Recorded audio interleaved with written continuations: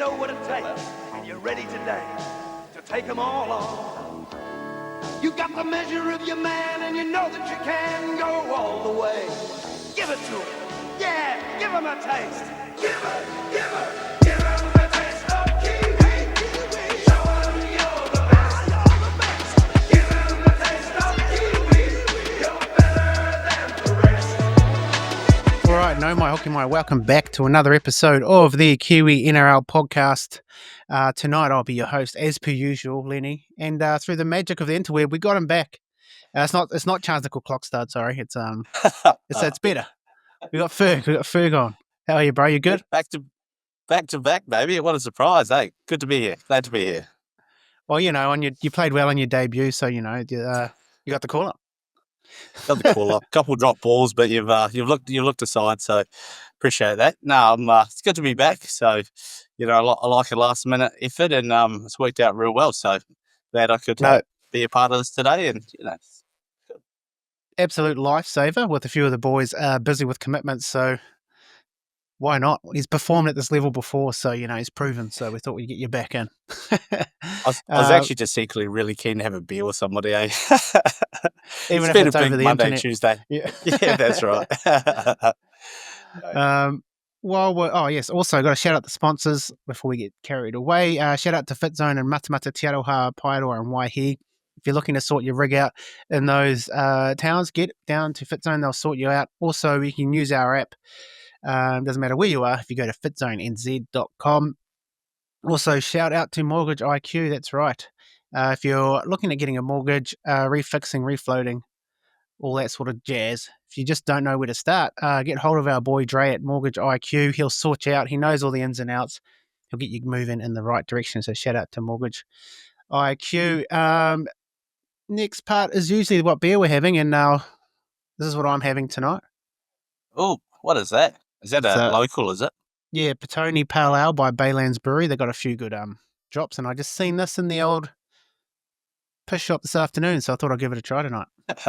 Love it. I've actually have you heard of Better Beer? Yes, we do have that over here. Yep. Oh, nice. Yeah, well, they got the mid-strength one, so it's a nice midweek beer. Oh man, low calories. What is it? I think it's like 0. No, it's like 81 calories. Or 80 or something. Really good. Yeah, and it's it always saves day for it, so it always gets me going. good easy drinking beer, you know. That's right. A mid-ale can't go wrong on a Tuesday, especially if you're living in Queensland. She's still so hot. I think we're getting down to 10 degrees tonight here, so. Really? See, I feel like I'd actually prefer it to be a bit colder, because, you know, I have to put the aircon in on all night pretty much, and that's just wow. You know, yeah, no, it's not good. I just can't sleep unless it's cold. Bro, I'm the same. I'll take a cold sleep over a hot one any day. Yeah, and my hot nights are pretty much 90% of the year. No electric blanket. I love it. Oh, hell no. That's a cardinal sin here, eh? Jeez. They probably don't even know what that is. It's like people in Queensland don't even know the heater in the car goes on hot, like the aircon goes on hot. It's just only used for cold. It's just stuck in one direction over there. That's it. Sweet. All right. We'll move on to our next segment, which is usually questions. That's right. You send in the questions and we try to give you the answers. Well, we give you the actual factual truth. And anything else is incorrect. So there we go. We got our first question from that Kiwi Punter, Kane. Shout out to Kane.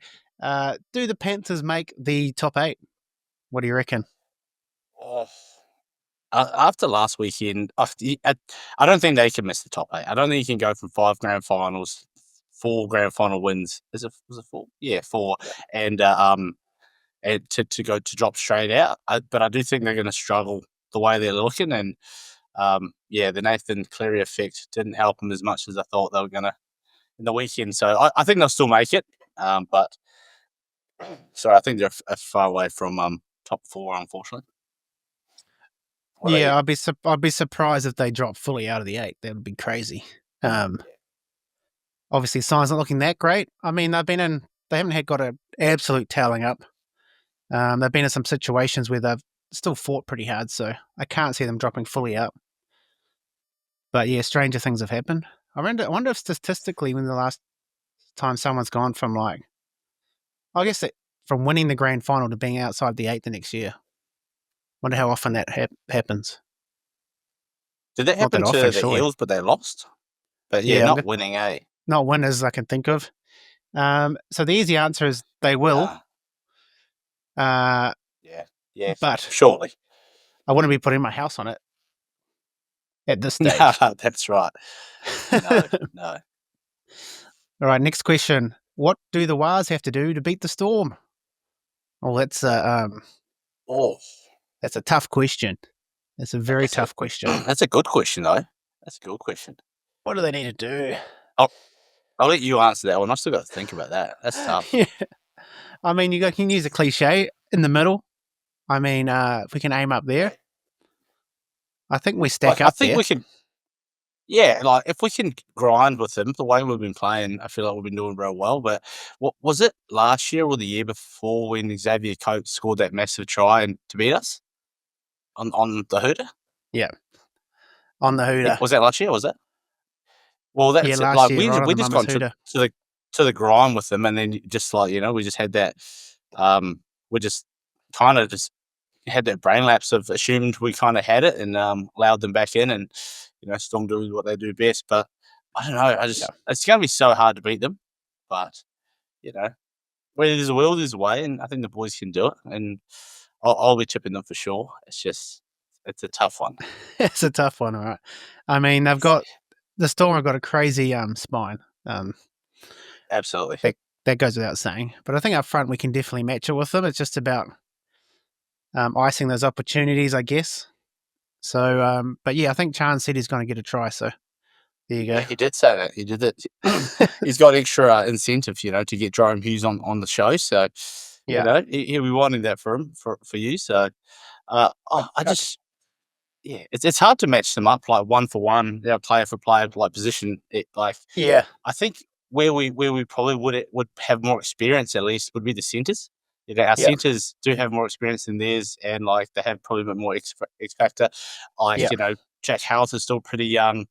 And who's on the other center at the moment? Moses Leal. See, that was a shock to me because I didn't even know he was. I knew he was in the reserves, but I didn't know he must have been playing like Q Cup or something in the centers because I assumed he'd just been playing on the wing. So that's another. In my opinion, the centers is like the hardest position to defend. So you got to make a few split decisions, and if we can target those boys, we might be able to catch them sleeping, and who knows? But I think it's going to be no easy task.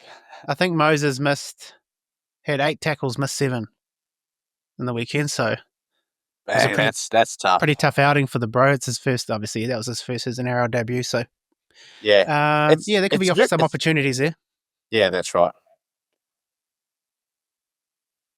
All right, what's that next one? What he sent through with over 45% of players being poly, and with Tino and Payne talking about repping Samoa, and Kalen talks about Kiwis. Will they change the eligibility rule for Origin? That's a weird word, eh? Eligibility rule for Origin. Allegedly. Well, I don't think they need to because of Tino and Payne, because they are welcome to jump ship whenever they want. They can play Origin, they can play for Australia, and they can play for Samoa. There's no rule bending with that situation. But obviously with the Kalen situation, it's slightly different. It is like a win-win usually for Australia, where they get like the pick of the crop, and then the people who don't make that team usually just drop back into the Samoa, Tonga squads, Fiji. But it's a hard one because I was talking to, I can't remember who I was talking to, but I was talking to someone about the tier 1, tier 2 nations, because obviously if Samoa gains Tino, Payne Haas, they should probably be a tier 1, just like Tonga should. They got quality squads, and even if they win a World Cup, but that's not what decides the tier 1 nation. Correct. I'm not sure if you're aware, but it's the domestic competitions that they host internally, and the depth that they can develop players that allow them to be a tier 1, tier 2, and that'll unfortunately never happen. It'd be never happen. The NRL need to invest 25 million into bloody Samoa or Tonga rather than PNG if they want those countries to become tier 1. So it's interesting that But the thing is, I genuinely believe that they need to be tier 1 nations. They need to probably get support and maybe some bump up in pay to help people want to pick their eligibility, for them. But then I just don't know, because I love Origin so much. Like, I've been to one decider, and it was one of the best games I've ever watched, where like it was just the whole crowd at Suncorp was just going absolutely mad as all the players ran out like before the final kickoff. And as soon as I can't remember who it was, as soon as someone kicked off, like the ball was in the air, the whole crowd, I swear to God, was just dead quiet. It was just like Weird. you could literally hear a pin drop, and then as soon Yeah. as he caught it, took the head up, the whole crowd just went, "Rah!" And I was like, man, I've got tingles. Just like, this is the pinnacle of rugby league. And I feel like if we start saying Tongans, Samoans, Fijians, you guys can't play, it's going to make a lesser of a game, unfortunately. But then, I don't actually have the answer, because I don't know if I really want all the Kiwis playing in that Origin. But there's got to be some sort of There has to be. allowance. I think there's a bit I'm of not sure how it yeah, works. there's a bit of a tipping point, because with the way it's kind of jigged up, especially with that whole pathways thing, like you say, I think it was almost put there like that on purpose, because they will never become tier 1, because the likelihood of them having that pathway, having that domestic competition is, slim to none. But I think what they could do, I think the age thing needs to stay there. If you're under the age of 14 and you've played your junior footy in New South Wales or Queensland, that should be for me, that should be like the criteria. And then if you're eligible to play for New Zealand, then you can play for New Zealand, you can play Origin. But I don't think you should be able to play for Australia, you know what I mean? Yeah. Yeah, so it's a hard one, but I think to make it more clear, it's like if you play your junior footy in New South Wales or Queensland before the age of 14, then you're eligible to play for those teams. And then the rest, international thing, is completely different, in my opinion. That would be the best outcome. Yeah, because it's hard. So, like, what you're saying is that anyone who's played their junior footy from 14 and over can play for New South Wales and Queensland, and then whatever your technical eligibility is from birth or heritage is the other factor of who you can represent. Is that what you mean? Yeah. So I'm just mean so you'd have to play there before the age of 14, which is kind of like that marker of where, they kind of differentiate, which was why Ronaldo couldn't play for Queensland in the end. Mulatalo. But I just think if you look at it from let's say even Ronaldo, let's say he went there like a year earlier, he's Samoan, eligible for New Zealand, like born and raised in New Zealand, if he did go to Australia at the right time, it's just a lot of it's geared for everyone to say yes to Origin, because he could still rep Samoa, play for Origin, could even play for Australia still at the end of the day. So it puts the key, which is, I don't mind, because it means if you want to play for the Kiwis, you have to actually really want to play for them, because everything's kind of geared around playing for everyone else, if you know what I mean. For sure. No, definitely. Because there's a few players like that, right? Like, is it Adam Finnell-Blake, who was born in Sydney? And, did he? I think he might have even played for Kiwis in his early days. He did. He played for them in that World Cup when we lost to Tonga, and then that year after, the Duckle was off. Yeah, and then he went to Tonga after that. Yeah, that's it. And then technically, he can play. Like, he should be able to play for Australia. Like, so yeah, I think it is a hard one, because a case like his, where he's born in Australia, heritage Tonga and New Zealand, he can probably play for the whole trifecta. But he can play for everyone. Yeah, I guess that's just weird what it is. But it's weird that he can't play for New South Wales. Like, he was born and raised there. Yeah, and that's right, because he chose New Zealand initially. Yeah, so that's a funny one, where I feel like he should still kind of have that ability. But I used to have this. I actually used to have this conversation with my co-host last year quite a fair bit, because he's a Kiwi, but he was just a one family Kiwi that just only had one heritage, and he just could not fathom the mindset of being able to love and cherish two different heritages. My mum's family and my dad's family one's Tongan, one's Samoan. You know, he's just like, I couldn't, like, you pick one. You just pick one, and that's the one. You never, you know, and I just like, but it's not as easy as that, you know. Nah, it's not as you know, easy as that. your grandmother will be so proud of you. Your grandfather on the other side, he'd be so proud of you, and, you know, it makes him cry when you run out and stuff like that. And he's like, nah, one, and that's it. And I just, it's hard. So like, there's so many people with different perspectives where I don't think everyone's ever going to be happy. So No, it's going I to don't be a think tough everyone's one. going to be happy either. But I think in Yeah. order for I think we need to stop looking at Origin as a bit of an Aussie trial. I mean, it used to be, but it's just absolutely. I think if we kind of separate them from being like the Aussie trial sort of thing, you've got Origin over here doing what Origin does. You got the international game here doing its own thing as well. I just think Origin should be removed from. I don't want.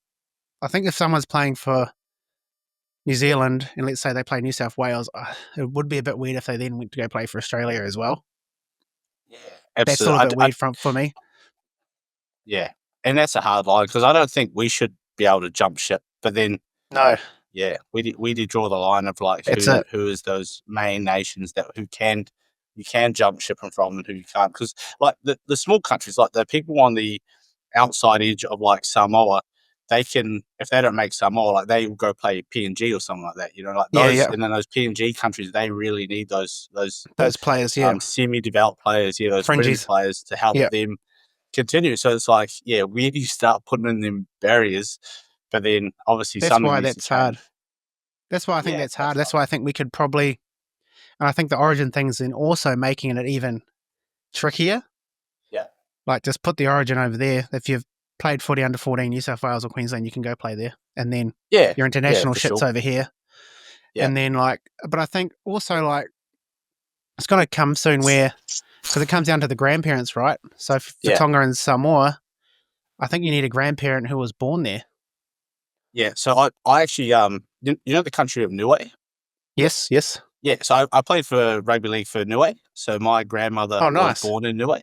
Oh, yeah, so cool. we, in 2016, went to South Africa, played 2 games against South Africa and smoked them. But it was just real funny doing like the eligibility through the NRL, and you had to provide birth certificates and bits and pieces. And I didn't realize, but it literally is your grandparent has to be born in that country.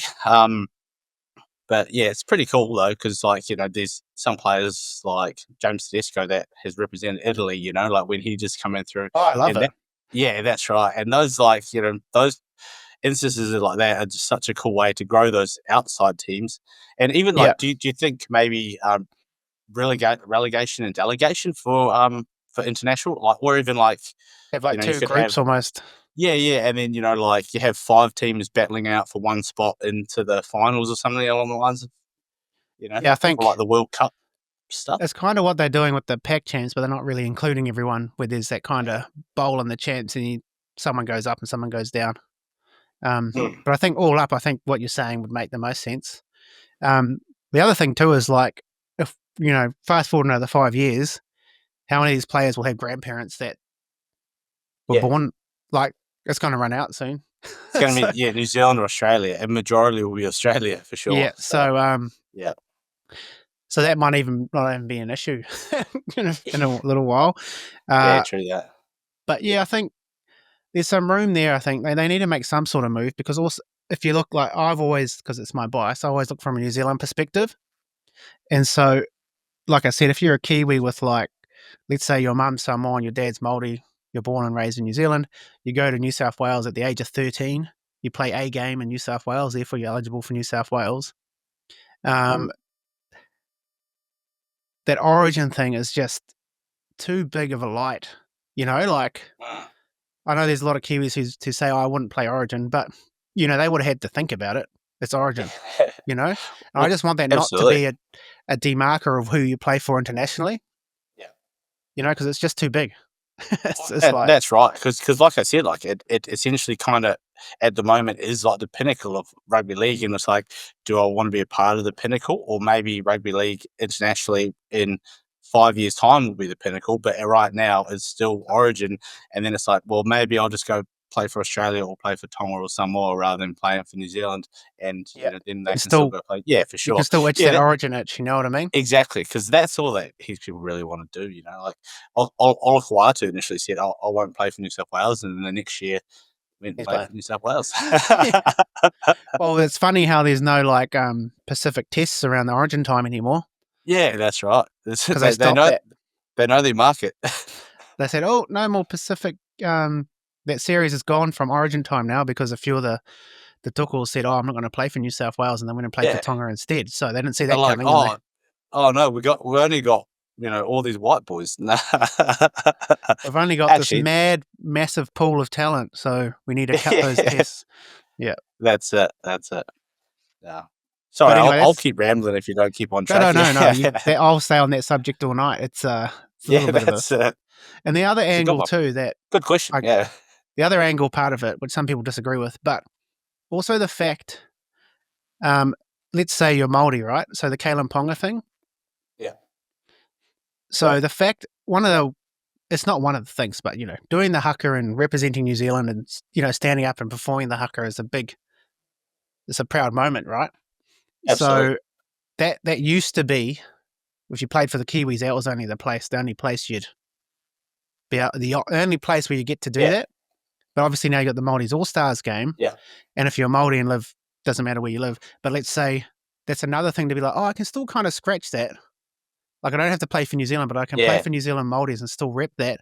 Then I can still play for Queensland and I can still play for Australia. You know what I'm getting? Yeah, So then true. That's it right. almost So they're kind of given a little bit. Yeah. Yeah. So you almost works, and it probably doesn't, but in my head I think sometimes does that work against New Zealand Rugby League as well? Given that It these works guys, in favour for Australia. yeah, because then they go, well, Yeah. I can still rep that part of my heritage Yeah. in that one game, but then I can still play Origin and play for Australia. That's which it. is I can still make my grandparents happy. I can still be out there doing my haka, doing my thing, and and then go back to my paycheck in Pinnacle Rugby Yeah. League. Well, it's the same with Dill Walker too. He applied for that last World Cup to play for New Zealand. Yeah. They rejected it, but he hadn't played Origin in years. Played for Australia a few tests when he was like 18. But even that, saying no to him, I'm like, that to me was pretty mad, hey? I'm like, there has to be like rugby union where it's like if 3 standout. years goes by or whatever that does, then bang, and then if you play one game back into the international thing, then it resets 3 years onwards or something like that, because that's not fair, like especially players at the end of their career who want to go back and play for like Papua New Guinea, play for Cook Islands, play for those smaller nations. They need that experience for the next generation of their talent pool to come through. So I think that's wrong for sure. But because with Dill, he didn't really have anyone else to play for, right? So if you're looking at the World Cup, you got someone of his caliber just not playing because he played for a test. He played test for Aussie like 10 years ago. Yeah, and like when he was also young and like in favour and the man of the moment, it's like why not play for the best team in the world at the time, and play Origin in the biggest moments, and then you come to realise, maybe life's a bit more than just these games, and it's a bit more about my family and my culture and who I am to represent my culture in front of people, and then he's sitting there like, as an 18-year-old, I've ruined any chance of me now playing international footy for my hometown country, and that's sad in itself. So yeah. So yeah, I think what you said too about how having that 3-year stand down or just the World Cup cycle or something, like if you play within that World Cup cycle, that means you're that's your team kind of thing, or the 3-year stand down or something. But yeah, because how often is that really going to come into effect? Like how often is someone going to 1 year play for Australia and then in 3 years' time jump ship to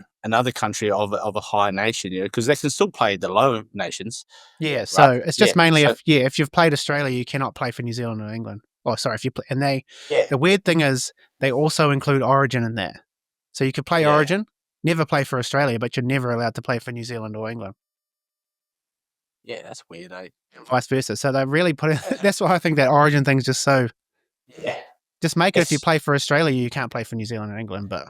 Especially because Origin on the West Coast is so big. Like it's just such a it's such a big part of the game, and then to seclude that from I don't know, or to keep that to yourself. It really is like their little gold pool of players that they're going to pick. Yeah, it's crazy, really. Like, it's just, and then with it, it's all geared so that if someone wanted to, they could still rep Aussie. Like at the end of the day, you can do Origin, Samoa, Tonga. You could, depending on all your heritage, and then you can still play for Australia if they decide to pick you.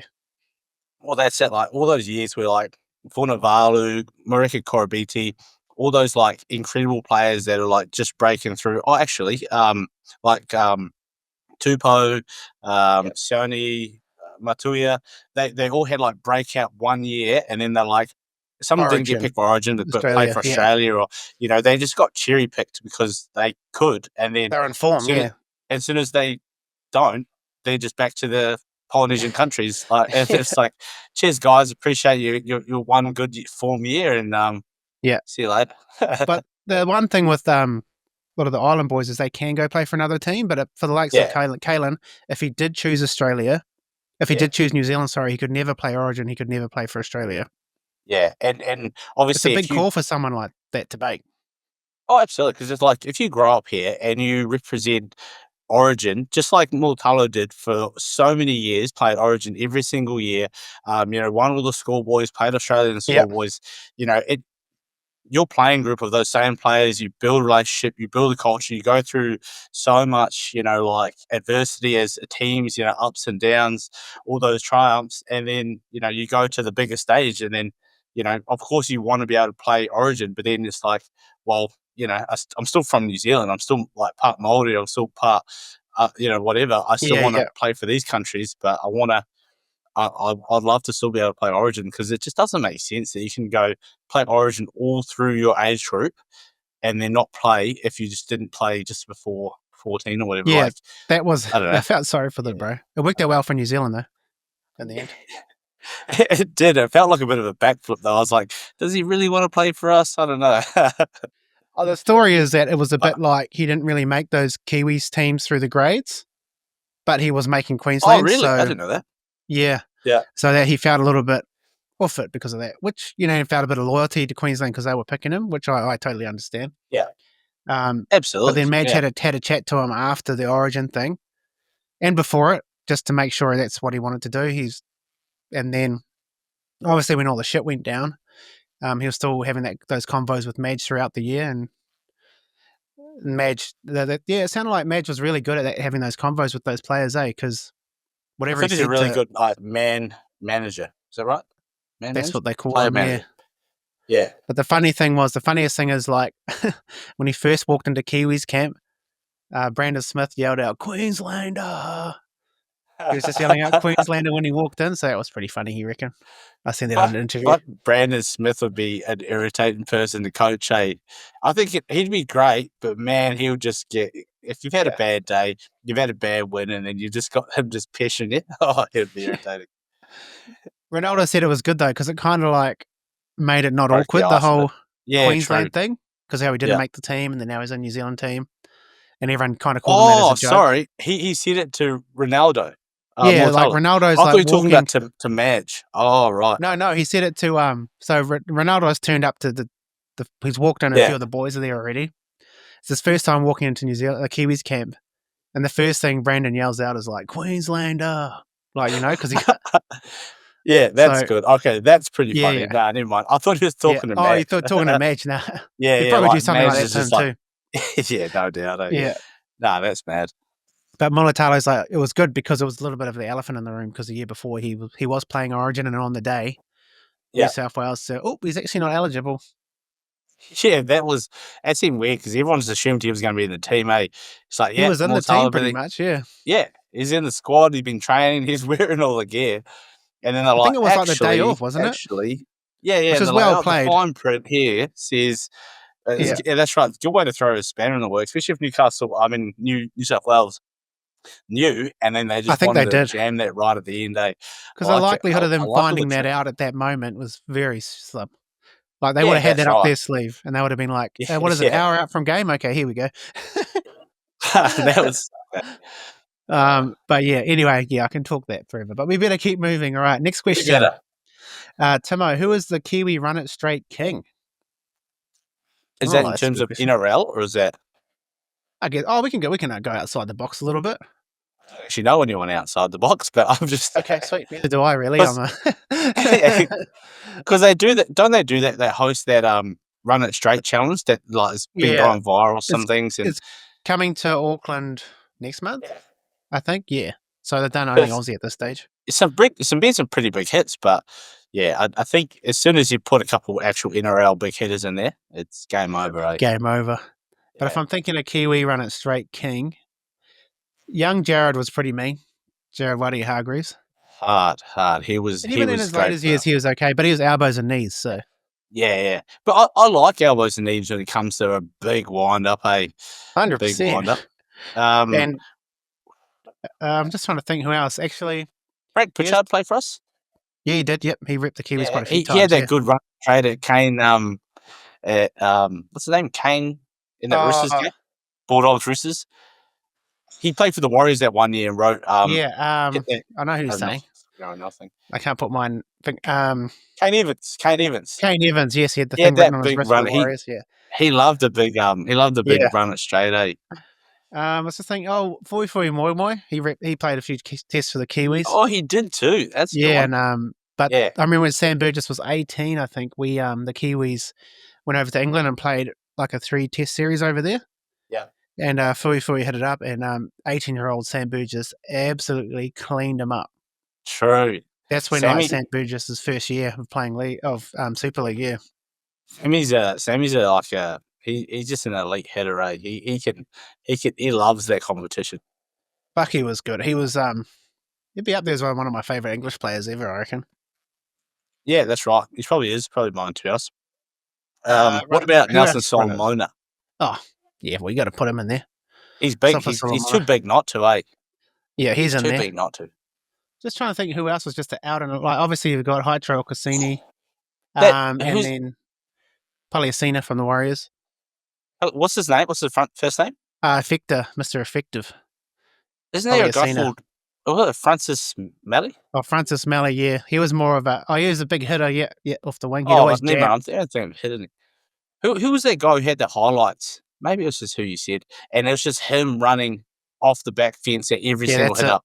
Effector Poliacina, yeah. Yeah, so I love those highlights. He's always been wearing like a bench shirt, so he must be a big impact player. I never actually watched. He was a bencher. Yeah, no, he was. Yeah, love that. Yeah, he was. How old would I have been when he was playing the Warriors? But yeah, he was fucking. He was like cult hero status, obviously running off the back like that. Yeah, and even the highlights these days, when people see it, like modern, like who don't know what league is, and you show them those highlights, they're like, "What the hell?" That's right. Like the absolute disregard for your own safety, your own health. I love that. I genuinely love it when people run like that.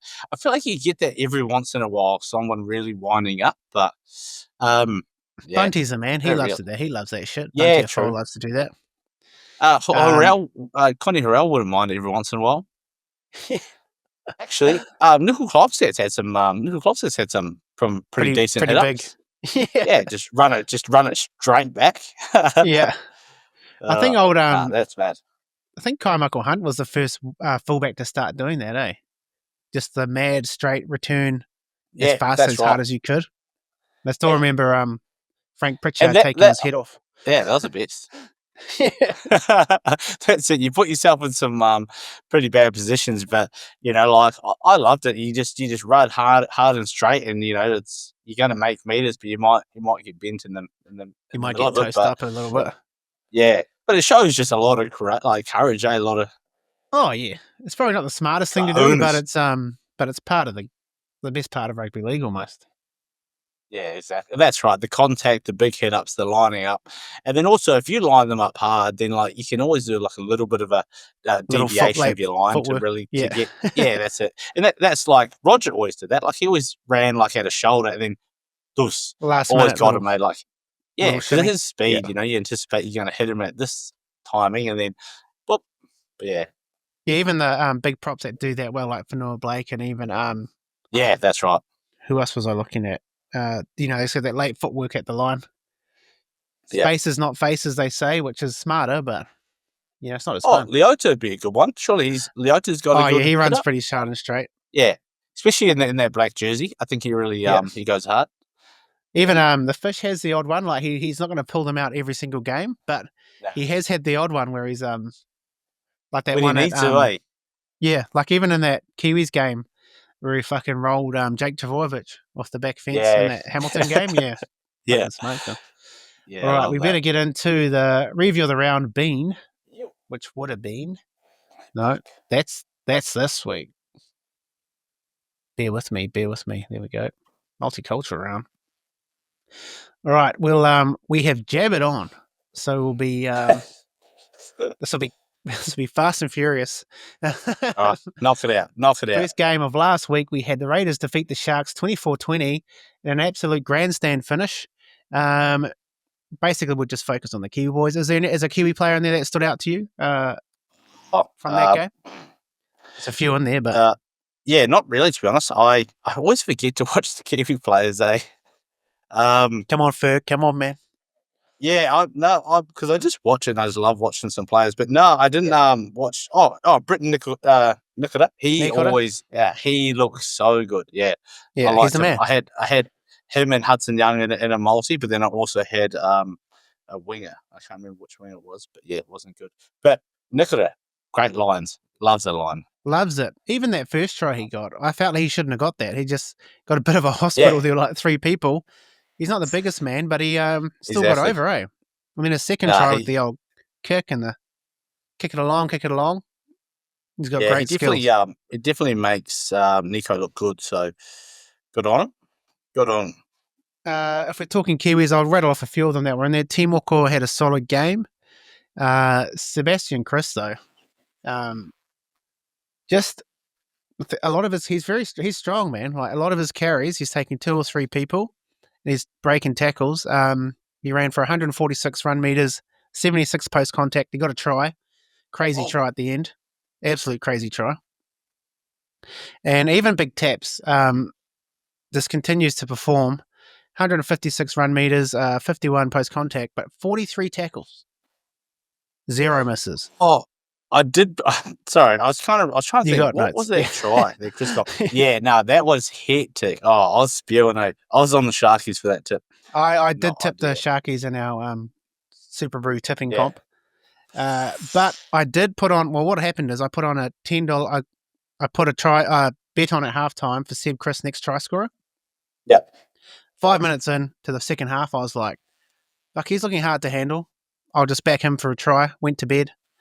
It turns out he got that try. The next try, they didn't score anything else in the whole half, and then 79th minute was that mad try.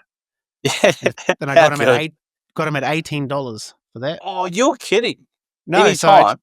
Yeah, that was just the next try. Like, next try. Yeah. So true. That second half was pretty boring, to be honest. So that's so I went to bed. So I put my bet on. I was like, he looked no wonder.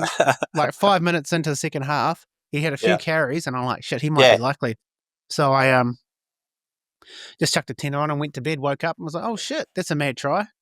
And I'd seen it coming. I was like, oh damn, it'll be Timoko. It's the right.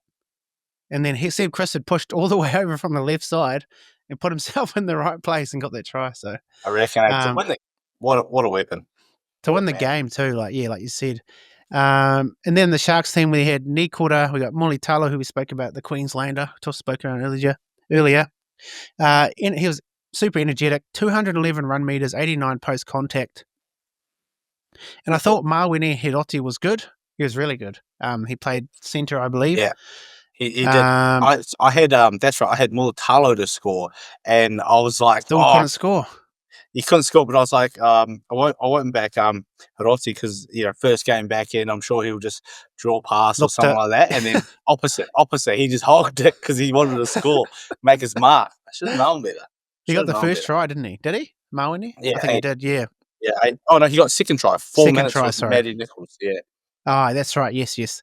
But he's ran for 209 run meters, 57 post contact, 1 line break. So that was a great night from Mawene.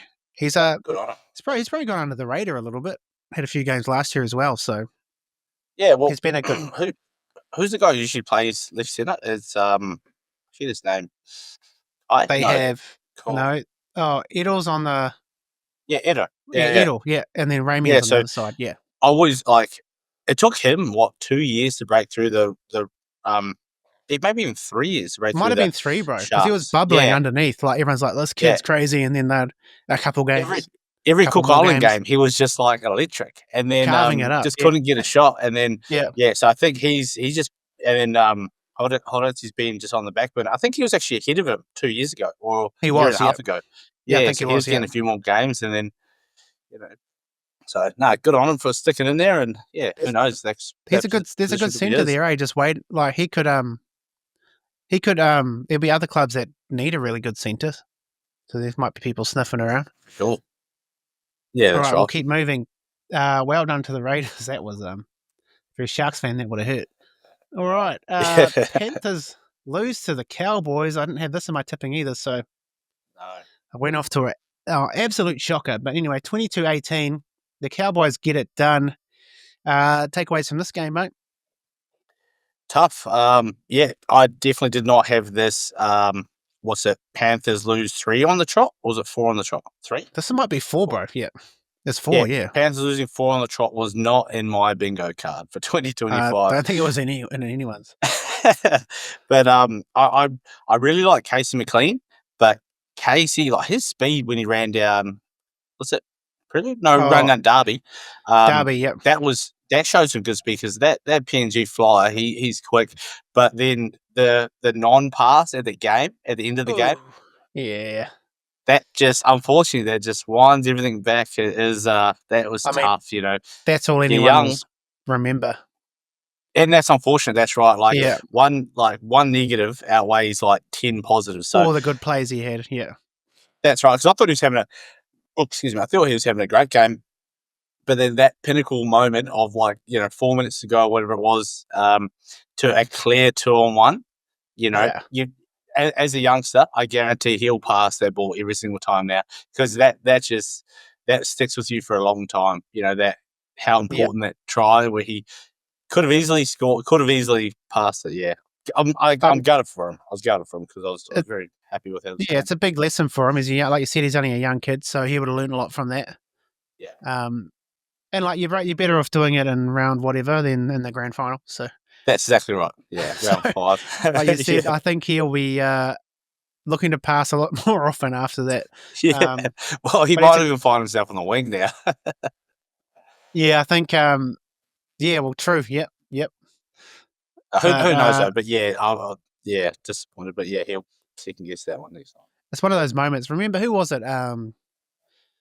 Played for the Titans, and was it to get them into the finals? Yeah, he's a centre. Kiwi guy. Kiwi guy was playing for the Warriors, and he just. Yeah. I mean, when you say that, everyone knows who. That's how they know him. No. Which is why? Sherbert. Sherbert? No, Herbert. Sherbert. It is Patrick Herbert. Patrick Herbert. Yes, it is Patrick Herbert. Yeah. Real solid player too. Yeah.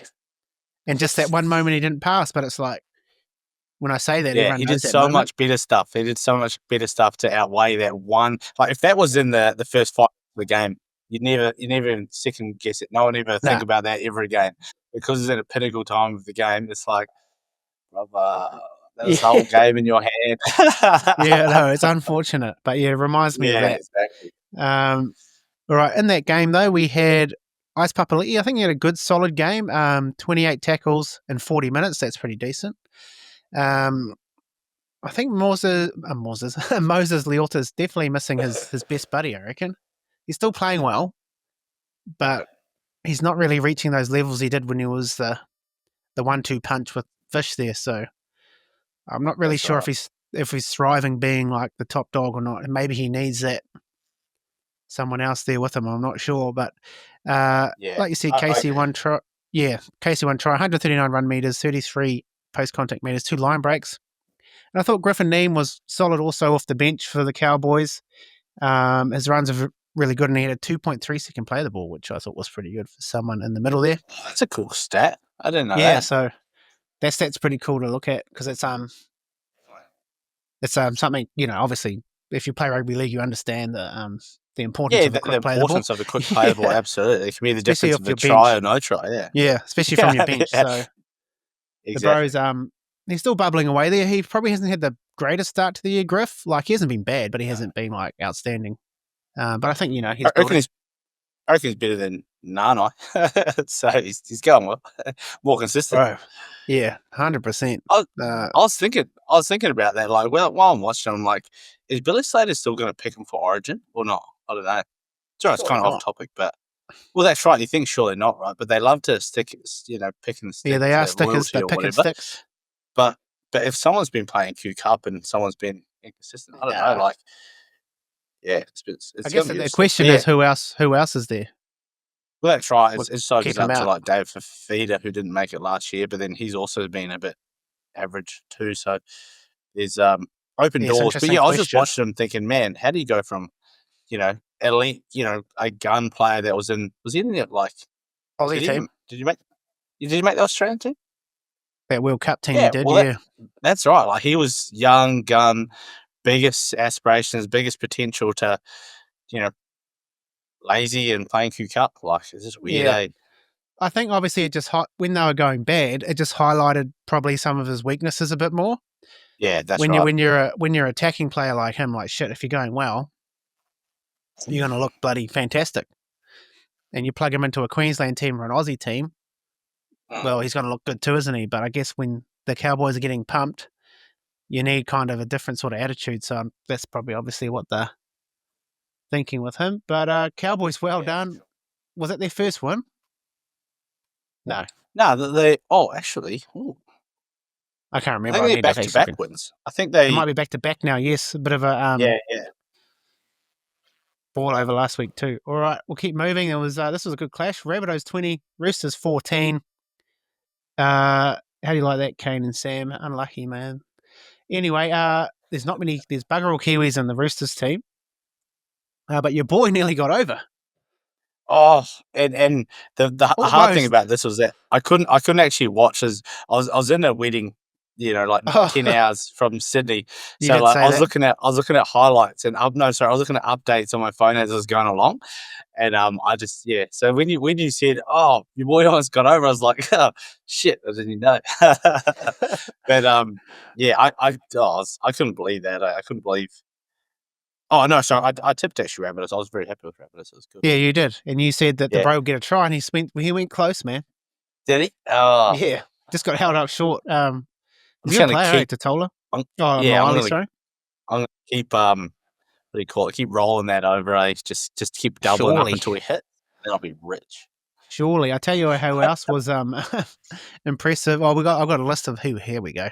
Nafa'u White. He's actually he's proving to be one of their best forwards every week. And then I thought someone who had probably not had the best, who'd kind of had a good rise, Sua Wong, and then kind of dipped a bit. But this game here, he's eligible for New Zealand, Fiji, and China, I think. Oh wait. Yeah. So anyway, Sua Wong, he had an outstanding game. What did he do there? I've got his numbers here somewhere. No, I don't. It'll be on my computer. But yeah, he got the most fantasy. He got 80 fantasy points. Yeah, 80. So for your fantasy lovers, I don't actually know fantasy, so is that pretty good? Yes, it is. I don't play it either, but it's got to be good, right? It's got to be good. Everyone loves it, eh? People just love it. They absolutely go wild for it. But yeah, leaving it up to try assist is always good for me back row.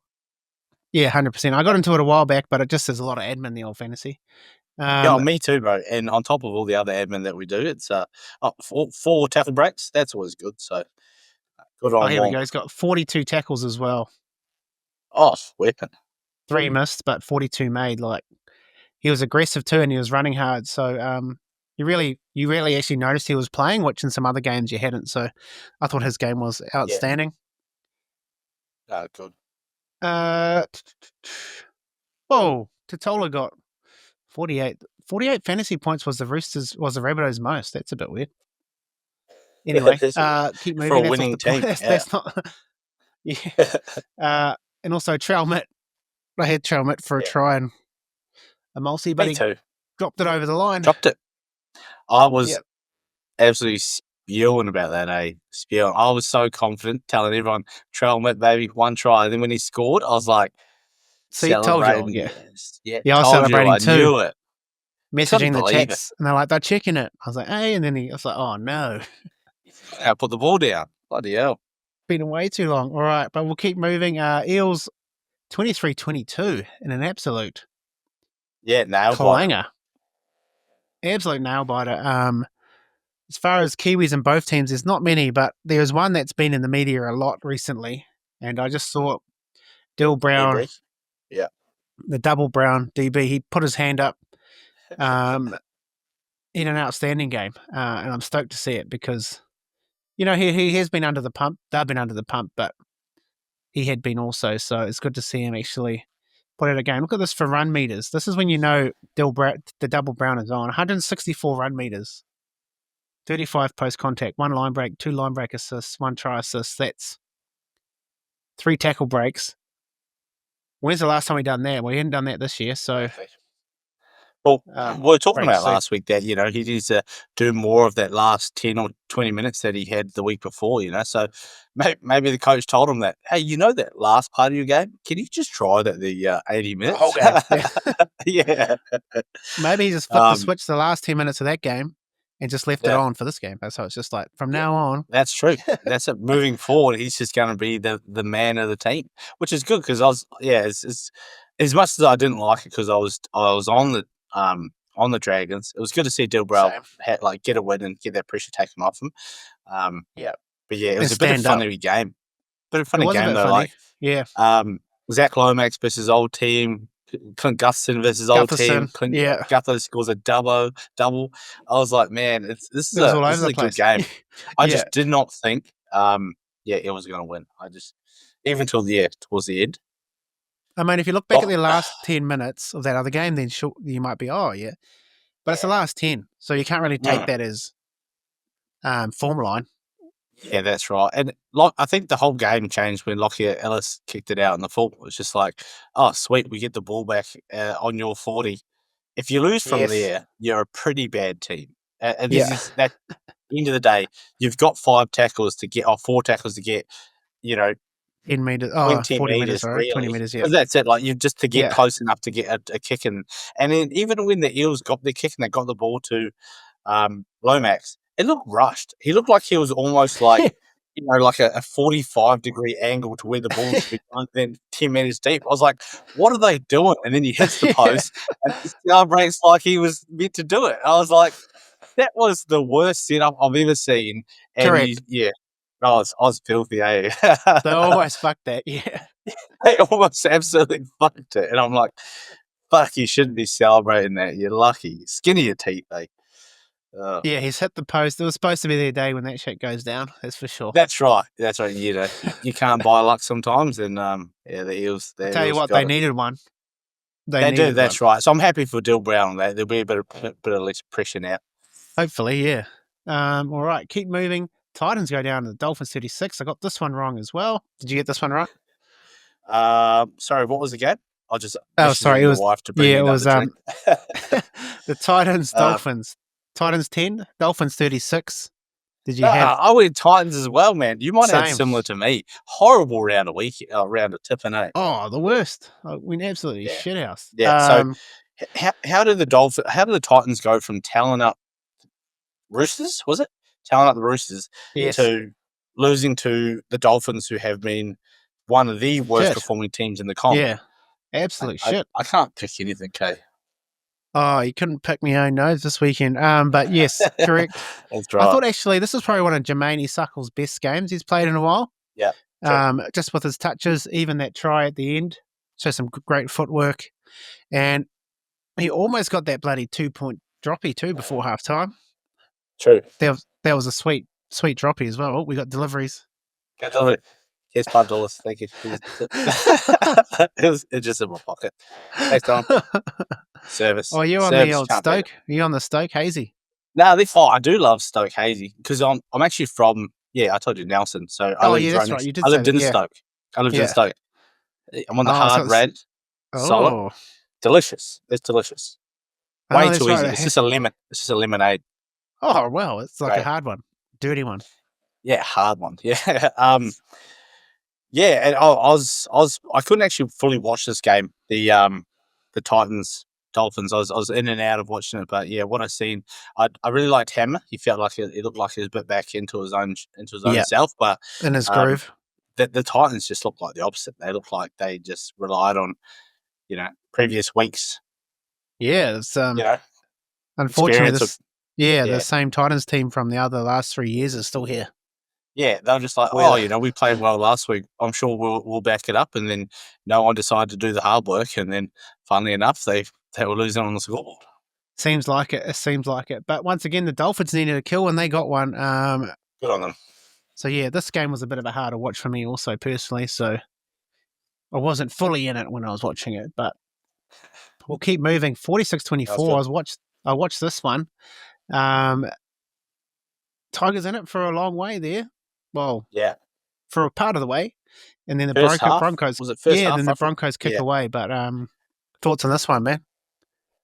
Well, I was actually real happy with my bet from last week. I had Jesse Arthurs for a double and Broncos 13 plus, and I was like, I liked the early try, first try, and then I was like, oh yeah, I reckon he can get another one. And then I was just like, actually, are they going to win this game? It got to a little bit of a guessing, bit of a balancing point. Like they looked so good, and then Aaron Reynolds was injured. I was like, oh no, this is how it starts. But no, I was happy. So that was probably my first win of the first, and maybe even only win of the whole weekend. So what was that multi paying? Big time.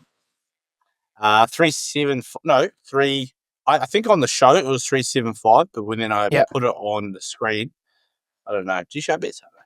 When I put it on the screen, can you see that? Not I think I can, but you can also send it through. Oh, you've swapped to another one. Oh yeah, no, it's actually the same one twice. The same one twice. Yeah, I love it when that happens. I just had $50 on it, and got. Man. But, what's it like? $150, but 175. Very happy.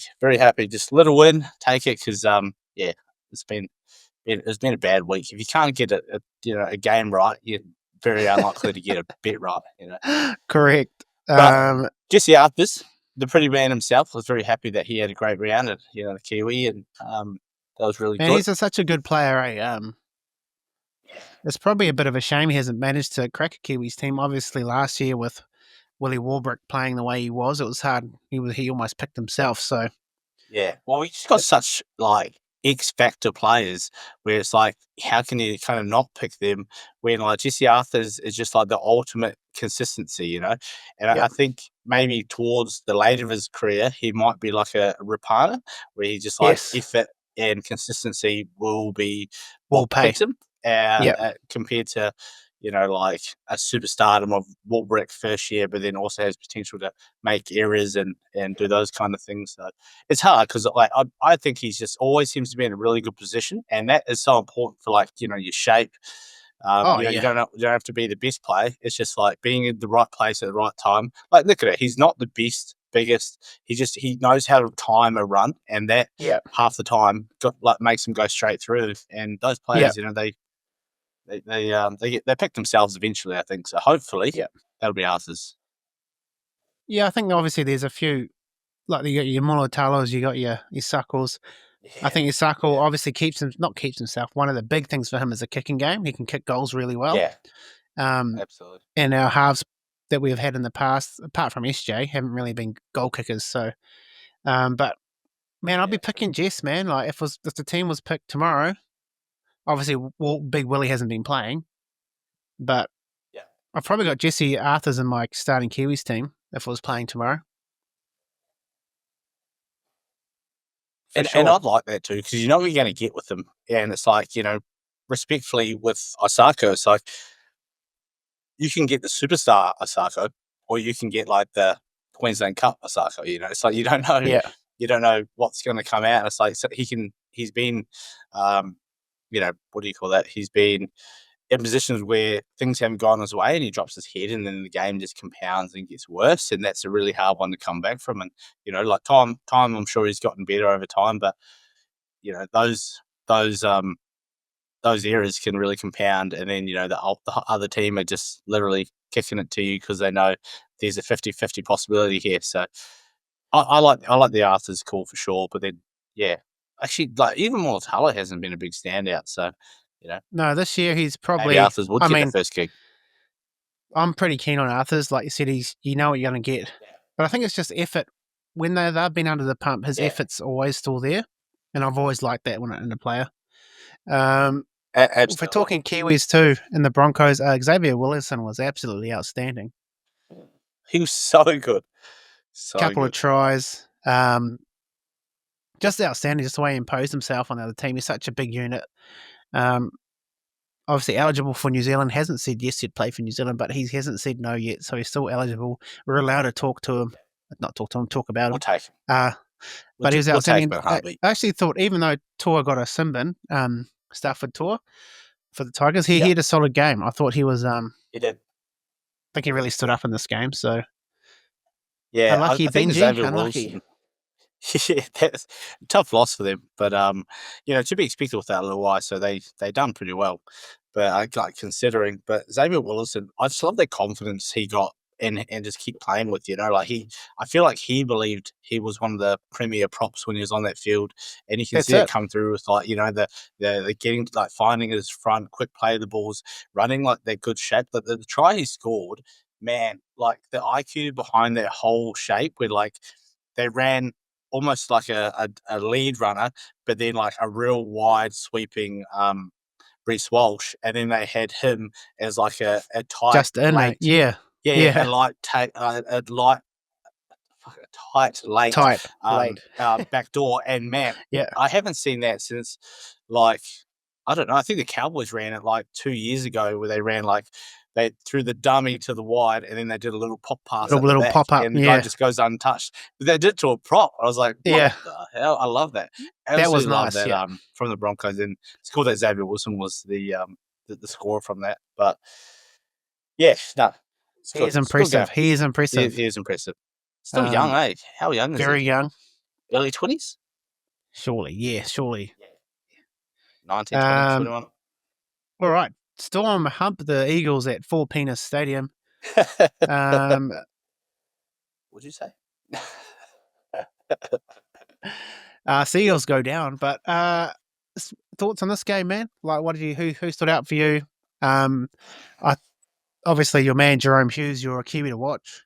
He was in the list, and he played the game. So he was outstanding. Even his defense and back-to-back tackles, I keep looking at him like why aren't you I don't know, hiding your wrist or doing something? I don't know, I'm sure you would have had some injuries where it's as soon as you come back, you're always slightly hesitant in the back of your mind about regard what to put in there, just because you don't want to re-injure it. You just keep making tackles, back-to-back tackles. I was like, man, this guy looks like he was just never injured, and I just love that from me. And I should have known better. Should have known better that the wing is always going to score outside of him. And he had that big rainbow pass as well, which was a beauty. Yeah, man, he was so impressive. Can't got much more to say about Jerome. Just comes straight back from injury, slot straight in. No wonder he agreed to that bet. He was just yeah, well, that's right. He's going to be our hardest man to stop next week. And I think Katoa is always going to be a bit of a what do you call that little combo, bro, is crazy. Yeah, and against the Warriors too, Katoa, the one that got away. Well, we got heaps that got away, but another one that got away. Yeah, another one that got away. So, Jerome Hughes, a Kiwi boy, they always play well against the Warriors.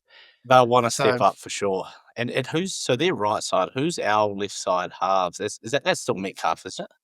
Left side for us is Tavita. Chanel Harris. Yeah, it is too. So at least he doesn't. He's a good defender though. The big boys, yeah, he loves that. So he'll try and put a shot in. That's right, and he'll know that they'll be looking short. It's just hopefully they don't for sure out wide. Because I haven't even looked at the team list today. I'm excited for the next lot of this second. Well, we'll get into it. Second part of this podcast. Yeah, well, eventually.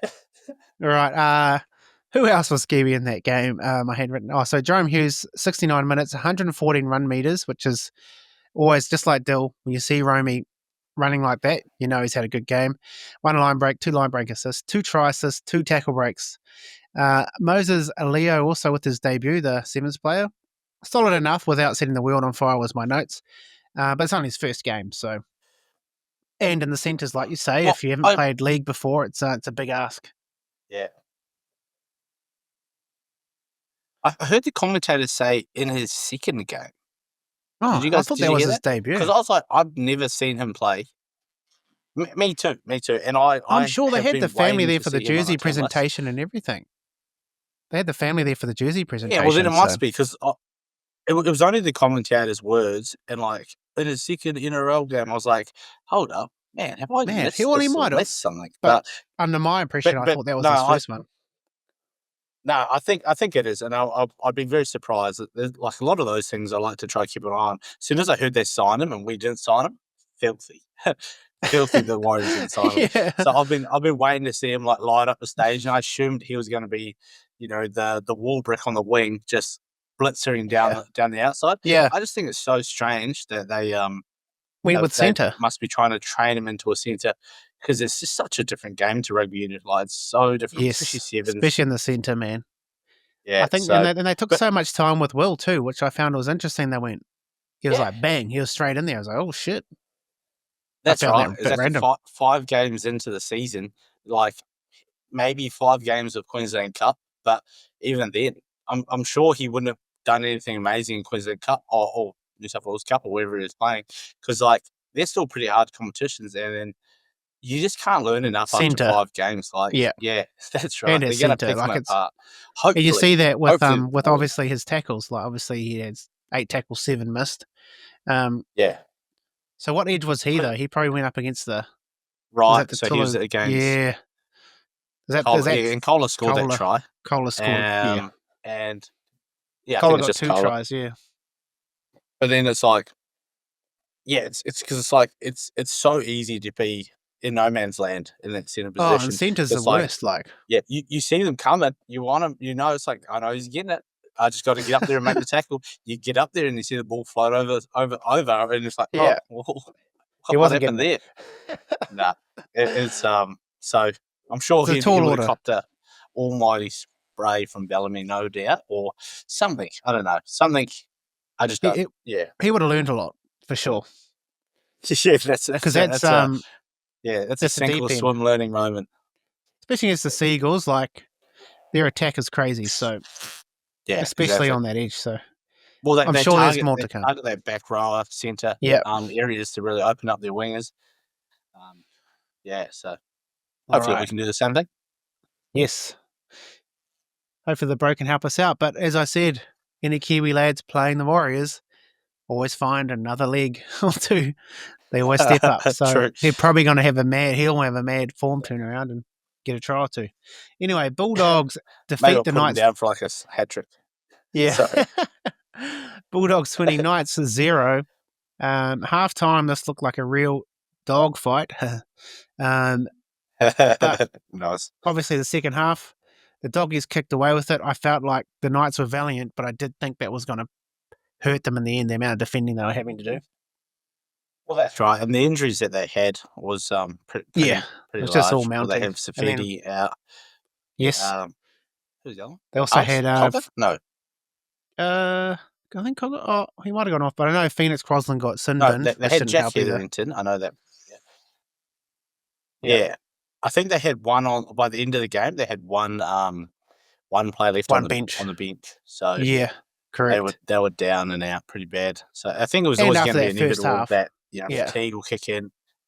Yeah. Yeah, and it was brutal. And they were But under my boy the Curran, pump in though, the first my half. boy Curran come through. Karen. Yes, you did. He played well for sure. The Quran.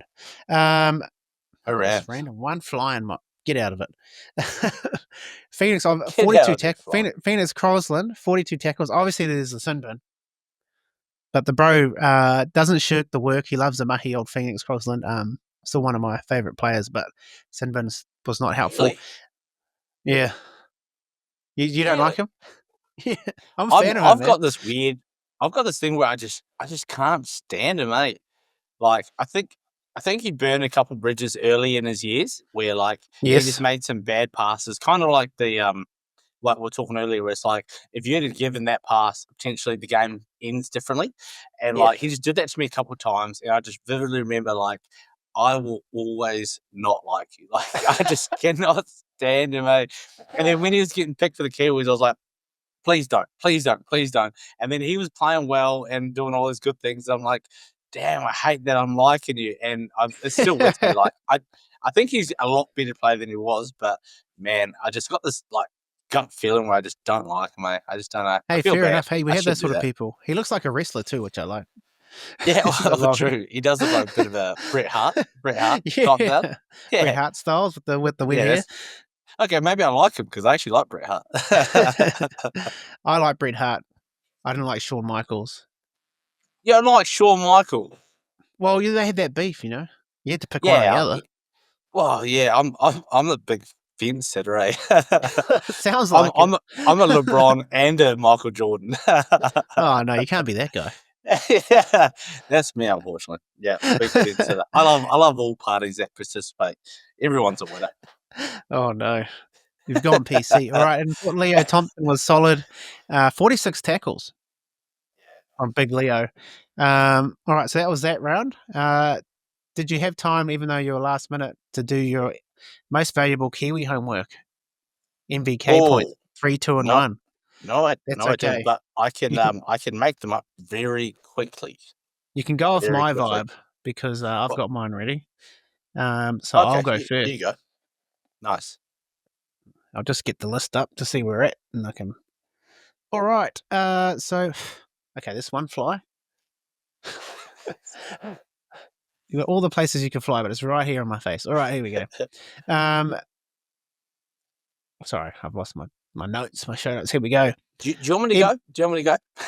Oh no, I'm ready to go. I've got it. I found it. Just the fly is throwing me off. So for my 1 point, I've got Griffin Nicola. 2 tries, obviously.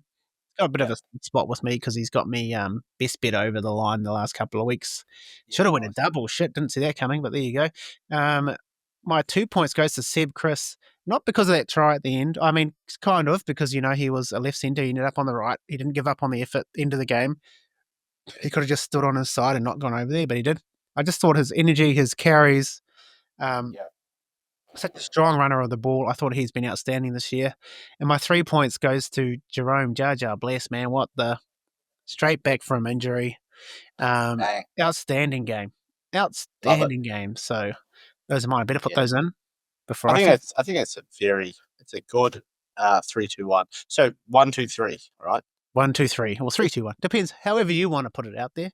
Yeah, but who Oh, gets hang the on, more no. points? Are you convinced? Yeah, okay. Yeah. Is that it? 3. Sorry, we do 3, 2, 1 as in like we get your 3-point getter, your 2-point getter, your 1-point getter. The person with the most points done the best. Yeah, that's it. I'll never understand that. All right, so for my 1 point, and despite a game-winning pass, I'm going to go Casey McLean because I think, despite the pass, I really liked what I've seen before that, and I really liked what he was doing, and I genuinely believe he'll learn a lot from that game, and it'll be a pivotal point in his development where, like, he has all the attributes to be a really good player. So, 100%. you know, I really hope he'll build from that. And because I was watching, I was like, man, this guy is fast. He's got great ability. He knows what he's doing. So strong. I think that'll be really good. I really liked it. My 2 is your 3. Jerome Hughes. Absolutely loved him. You know, he's always going to be he's always going to be my my man crush. Just love old Hughesy. He always gets it done. He's so good. Man of mystery. He just turns up and does the job and does it very well. So big fan of Jerome. And for my 3-pointer is my boy from Brisbane.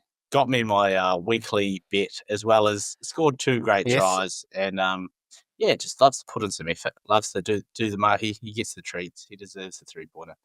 Bada bing, bada boom. I'm guessing it's Jesse Arthurs. Don't not say that. Sorry. I know it was. But Sorry, I'll leave it to you guessing. Left me guessing, mate. Left me guessing. I thought, in my head, as I'm saying, I'm just envisioning him scoring all these tries. I was like, yeah, everyone knows who I'm talking about. Was it in all those tries, were they in slow motion? Yeah, and his hair's just like... I'll just finish entering what was it. Nicola, that's his first point. Shit. Anyway. Who's first point? Oh, sorry, Nicola, that's his first point for the year. I thought someone else might have one. Tough crowd, tough judges. Shit. Jeez. I'll go through the top 5. and even the top 10 maybe. So Aaron Clark still on the lead with 14 points.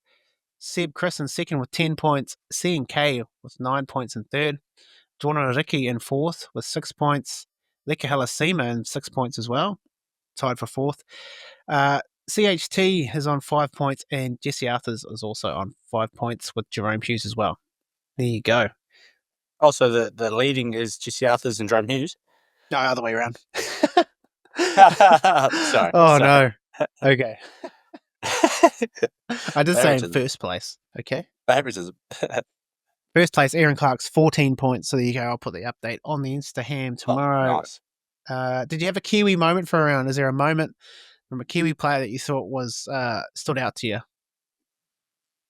There's probably a fair few, but I think the best one for the weekend goes to Sebastian Chris. Sebi Chris. Sebastian. Just to win the game, big players, big moments, deserves that accolade. Well deserved. Big moment. Crazy play. Efforts. Last play of the game. Yeah, pissed me off. Hated it. That's probably why I like it so much. And then the effort, like I said earlier, just to be there. Yeah, that's right. He was involved at the You're start. not supposed to be there. You're not supposed to be there. Yeah. And then the whole time I'm like, oh, T Muckle's going to get it. I bet on Chris. And then it kind of bounced over T Muckle's head, and then someone passed it to Chris. You start doing the Christian Topolozzi. Show me the money. Show me the money. It was good to wake up to, I'll tell you that much. Yeah, it's always nice when you do that. What about you? My Kiwi moment of the round, there's a few. But I'm going to go with Brenton Neecourt's both of his tries. I thought the first one, he probably had no right to get that. He was a bit of a hospital into 3 players. Just kept pumping the legs, managed to get over the line and plant the ball, which was like, I didn't think he was going to get that try, and he got it. Yeah. And the second one, just, a bit of soccer skill, a bit of footy skill, double kick along the ground and then to chase through and put it down himself. So I thought, combine those tries, that was a great Kiwi effort for mine. There we go. I like it. We'll keep moving, eh? We'll move into the next round. We'll preview the games for the next round. We don't get in depth. We just go who's winning and why. And your Kiwi to watch in that game. So, first Thursday night game at 9:50 New Zealand time. Oh, so bad in New Zealand for those times. But anyway. I honestly don't know how the footy allows that, like the NRL allows that. It's such a crazy... What time is that for you at 9:50 here? 3 hours earlier, right? 7:50. Oh, 7:50, 2 hours. Yeah, okay. Yeah, but even that's nicer. Like, it's a Thursday, but it's still like I would rather watch footy at 6:50 or 5:50. You could, yeah, and then we could watch it at like something reasonable, a reasonable time. I just think you're really ruling out a whole market of New Zealand because you're putting in such. Because it's only really the diehards that'll stay up to watch that. Exactly, and I remember living living in New Zealand, thinking I'm not staying up for that. Like, geez, I'll watch it in the morning. That's what I usually watch the first half. Yeah, and if it's going good, like I said before, I put a bet on and I go to bed, and then I'll wake up in the morning and go. Oh, or if my bet's got one leg left, okay, I might stay up a little bit later. yeah, that's right. I've done that before too. End up staying up till fucking 1 o'clock in the morning, like wired. Damn it! All that and for just nothing. miss out, and you're like, fuck, I should have just went to bed. Anyway, Dolphins play the Penrith Panthers Thursday night. Who's winning and why, mate? Then your Kiwi to watch. I'm actually looking at the team list for the first time right now. So sorry, I don't know. I'm actually Edwards is back.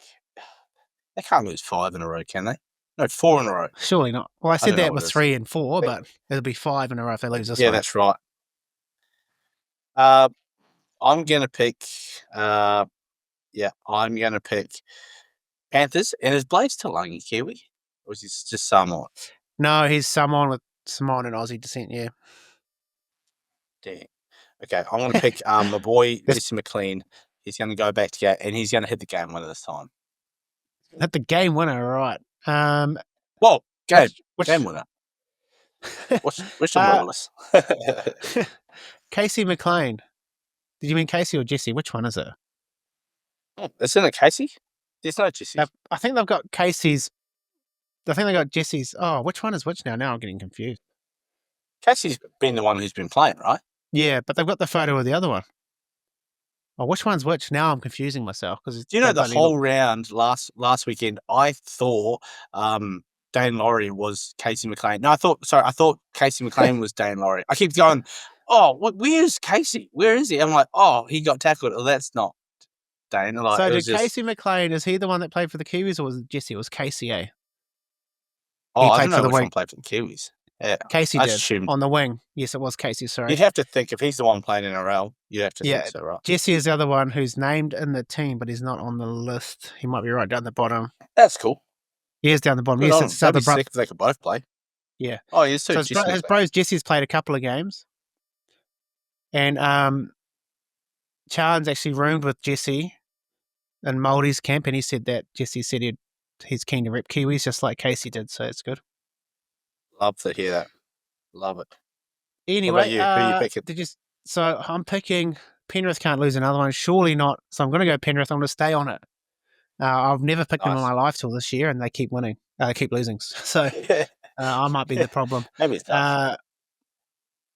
We've got a few Kiwis in here. We've got Scotty Sorensen back in the mix. We've got Moses Leota up front for Penrith. You got the McLean boys. Obviously, his brother isn't actually probably going to play, but he's on 22. Isaiah Papali'i off the bench. There's a few in there, actually. Jeremy Marshall-King. I thought he had a much better game in the weekend, actually.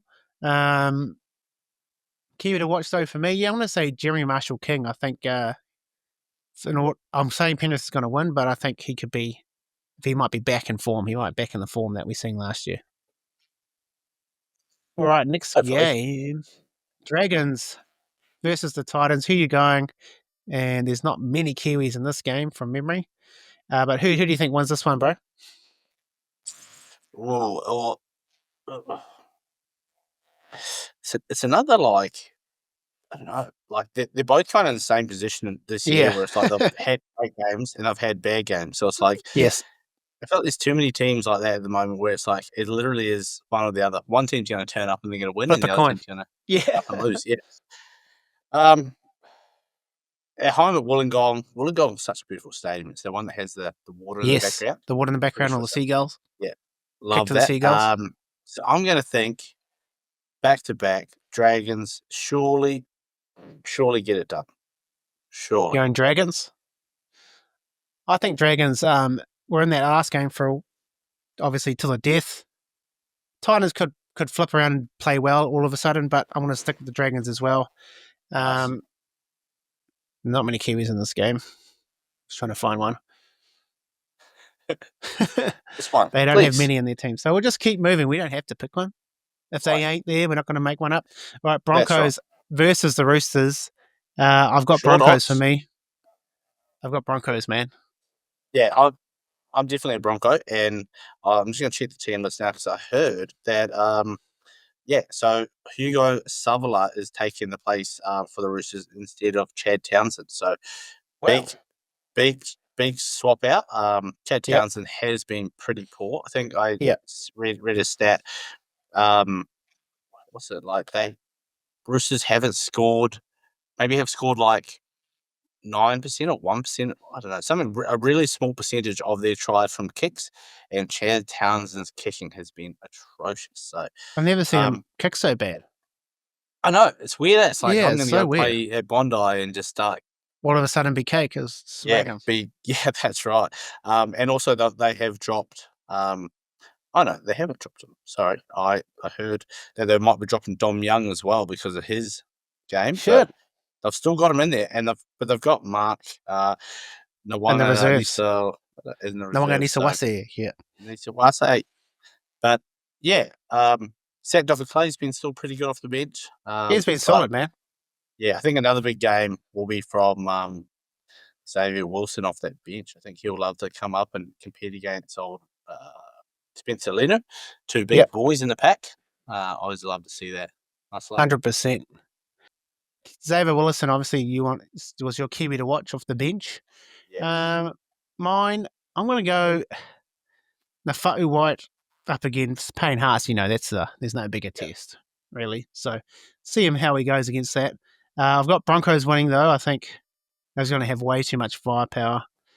Suncorp on a Friday. Love the Friday games, those boys. Love it. Yes. I might have to go, to be honest. Who knows?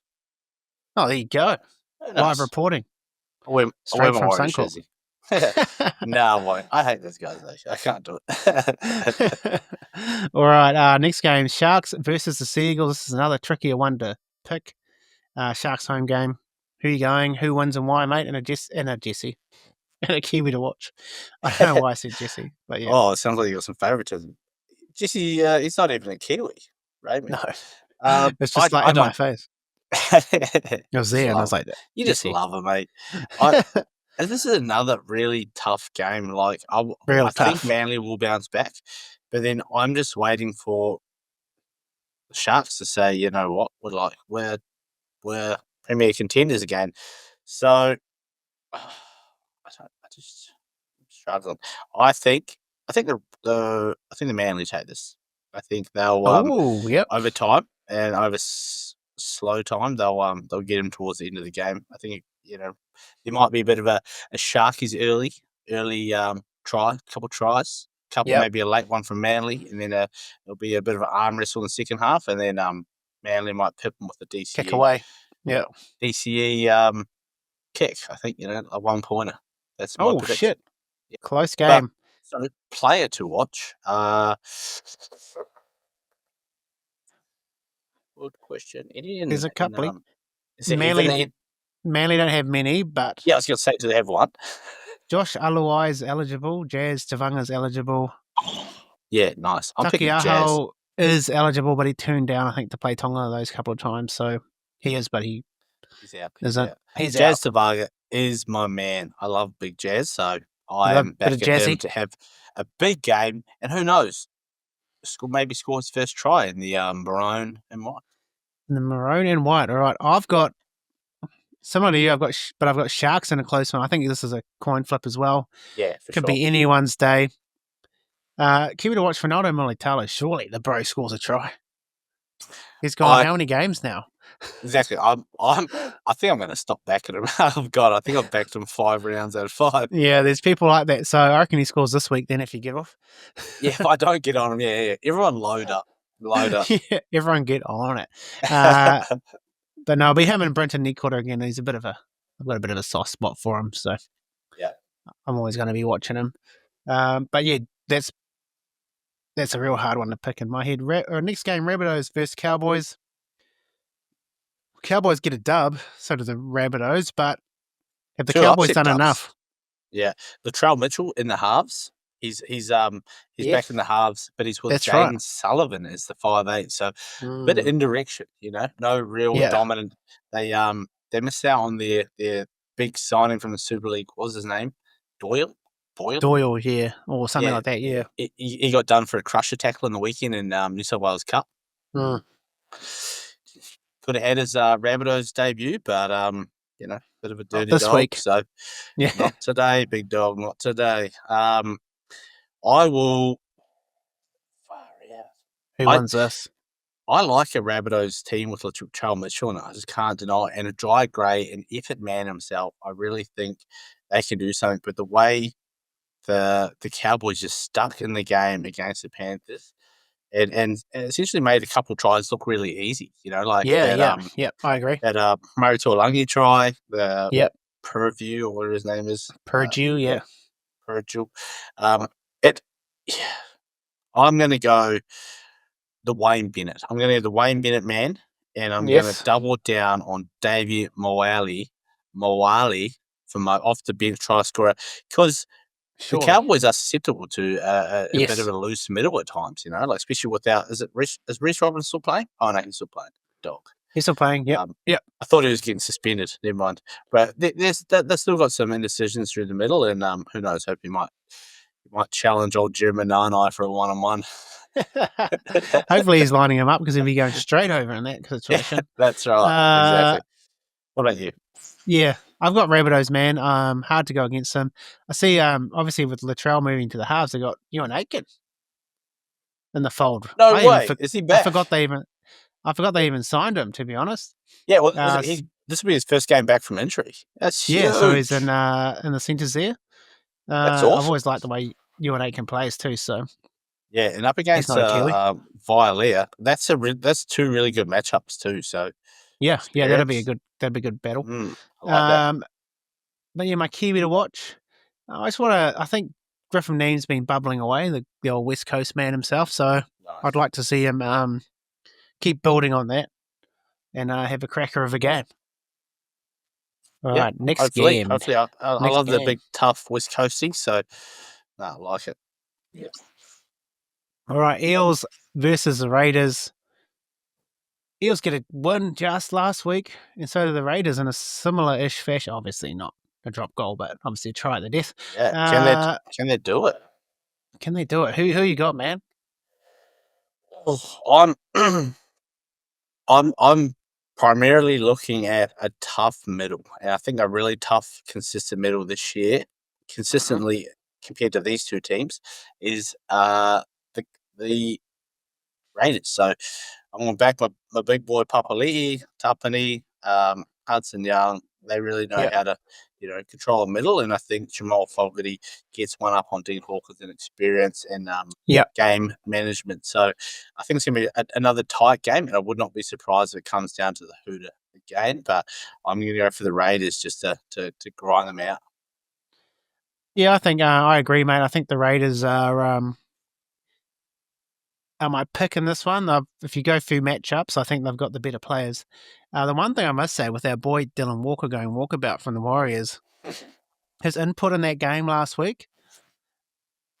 Now I've got my Warriors glasses off watching that game. I'm like, shit, this is such a good buy for the Eels. It's what they needed. It's also kind of what we needed because when he did come on for the Warriors, he really straightened things up, especially with that young half pairing we had. But I thought he was outstanding for the Eels, so I think he opens up Dill Brown a bit better too. So can Dill Brown still be considered as a Kiwi to watch, or? Oh, Dylan Walker. Oh, sorry, Dylan Walker. Yeah, did you say Dylan Brown before or Dylan Walker? No, I mentioned them in the same sentence. Basically, I said Dylan Walker. The way he played opened up Dylan Brown to play his game. Oh, yeah, I like that. Oh, that's right. Because, when he came on. Dylan Walker, he's good at, like, giving those 1-2 passes to really, like, move that defence a bit more and allow, Dylan Brown to find his targets in space. So, true. But, so Dylan Walker would be my Kiwi to watch, mainly because he wanted to play for the Kiwis, but the International Federation said no, so... And you got to give him that, right? You got to give him the intentions there. Oh, yeah, he wanted to play, so, I mean, he's trying. Yeah, I appreciate it. So who do you have to win again, sorry? Sorry, I've got the Raiders to win, but my Kiwi to watch is Dill Walks. Oh, one of those ones. Dill Walkabouts, yeah. I think I've done that every game now. I've picked someone else to win, but my Kiwi to watch is in the other team. Game of the round. Game of the round, baby. Third versus fourth. Here we are. The matchup that no one thought was going to be the tight one. It was 17 in a row we've lost, isn't it? Yes. Crazy. Pretty crazy.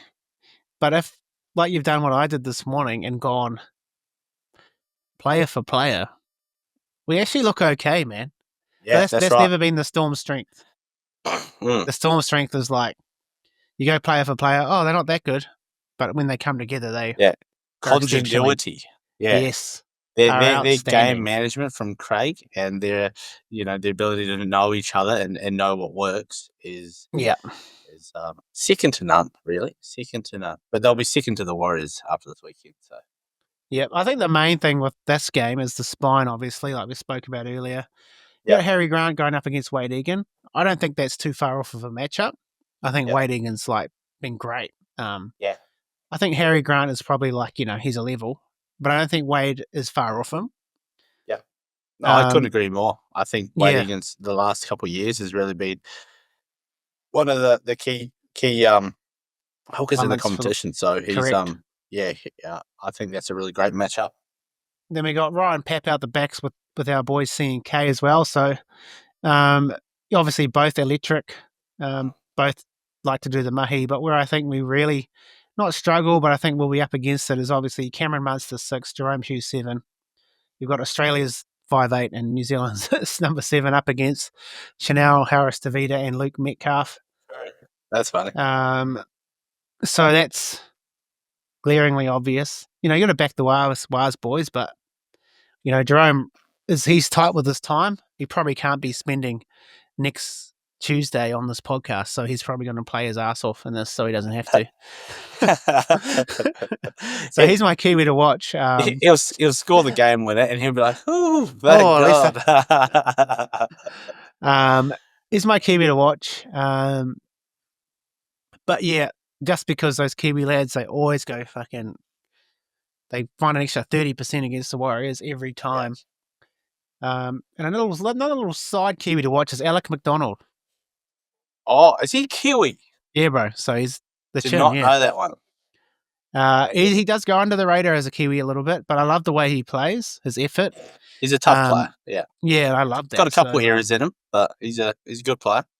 And I think they're kind of more of like they're errors from him trying to. Yeah. You know what I mean? Trying to do too much. Yeah. Trying to do too much. Not like that's right. Not clocking it off or anything. Yeah. From him like too much effort. Exactly. Which I don't mind as a Yeah, exactly. Because that's it. Intention is what's going to develop a young great player. I think that's good. I have a similar. We're both going Warriors, right? Have to. Yeah, have to. Got it. I'm not going to make the Manly mistake again where I tip Manly. Not doing it. I'm not doing that again. Yeah. So going Warriors.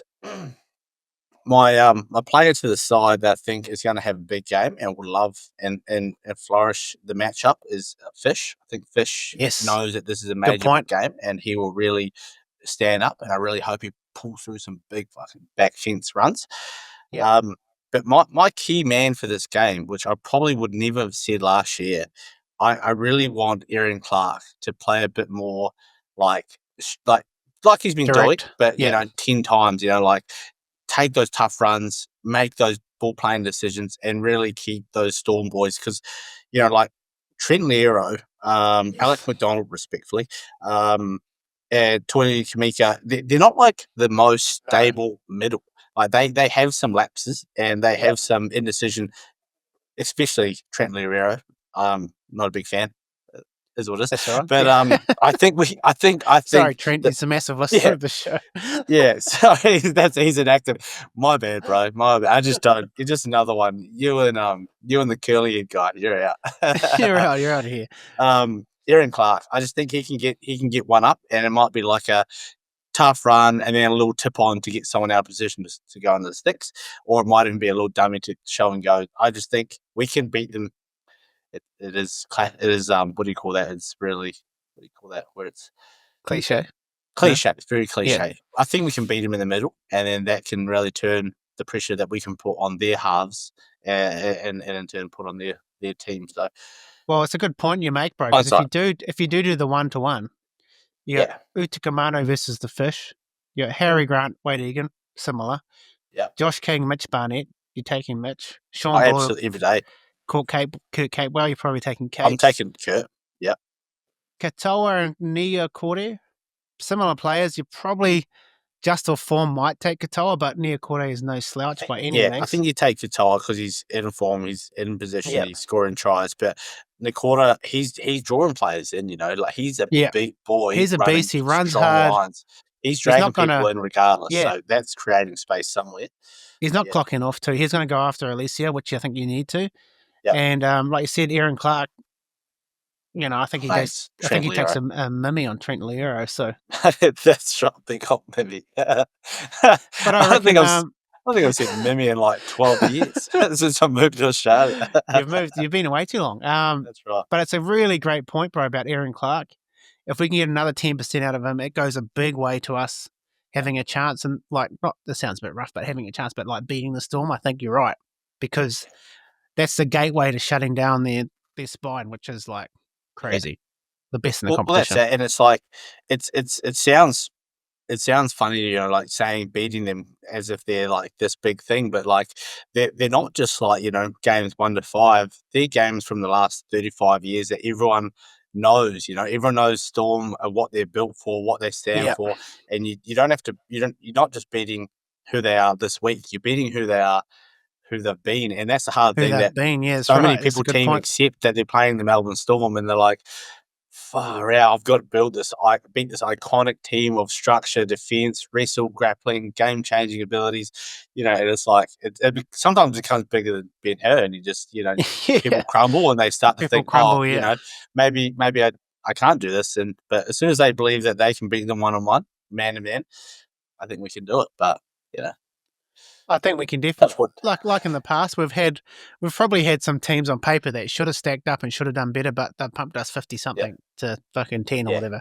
And that's just all based off, like you said, their culture and who they have been. Belief, but we got some pretty good players. I think a real key matchup. And I feel bad saying this to our bro, Moses Leo, but I'll be really trying to square him up with Ali Leotawa. 100%. After his misses in the weekend, the way Ali's going, I mean, that could be hopefully, an absolute bath out that side. So Ali will go left, right, and Rockaberry will go back right.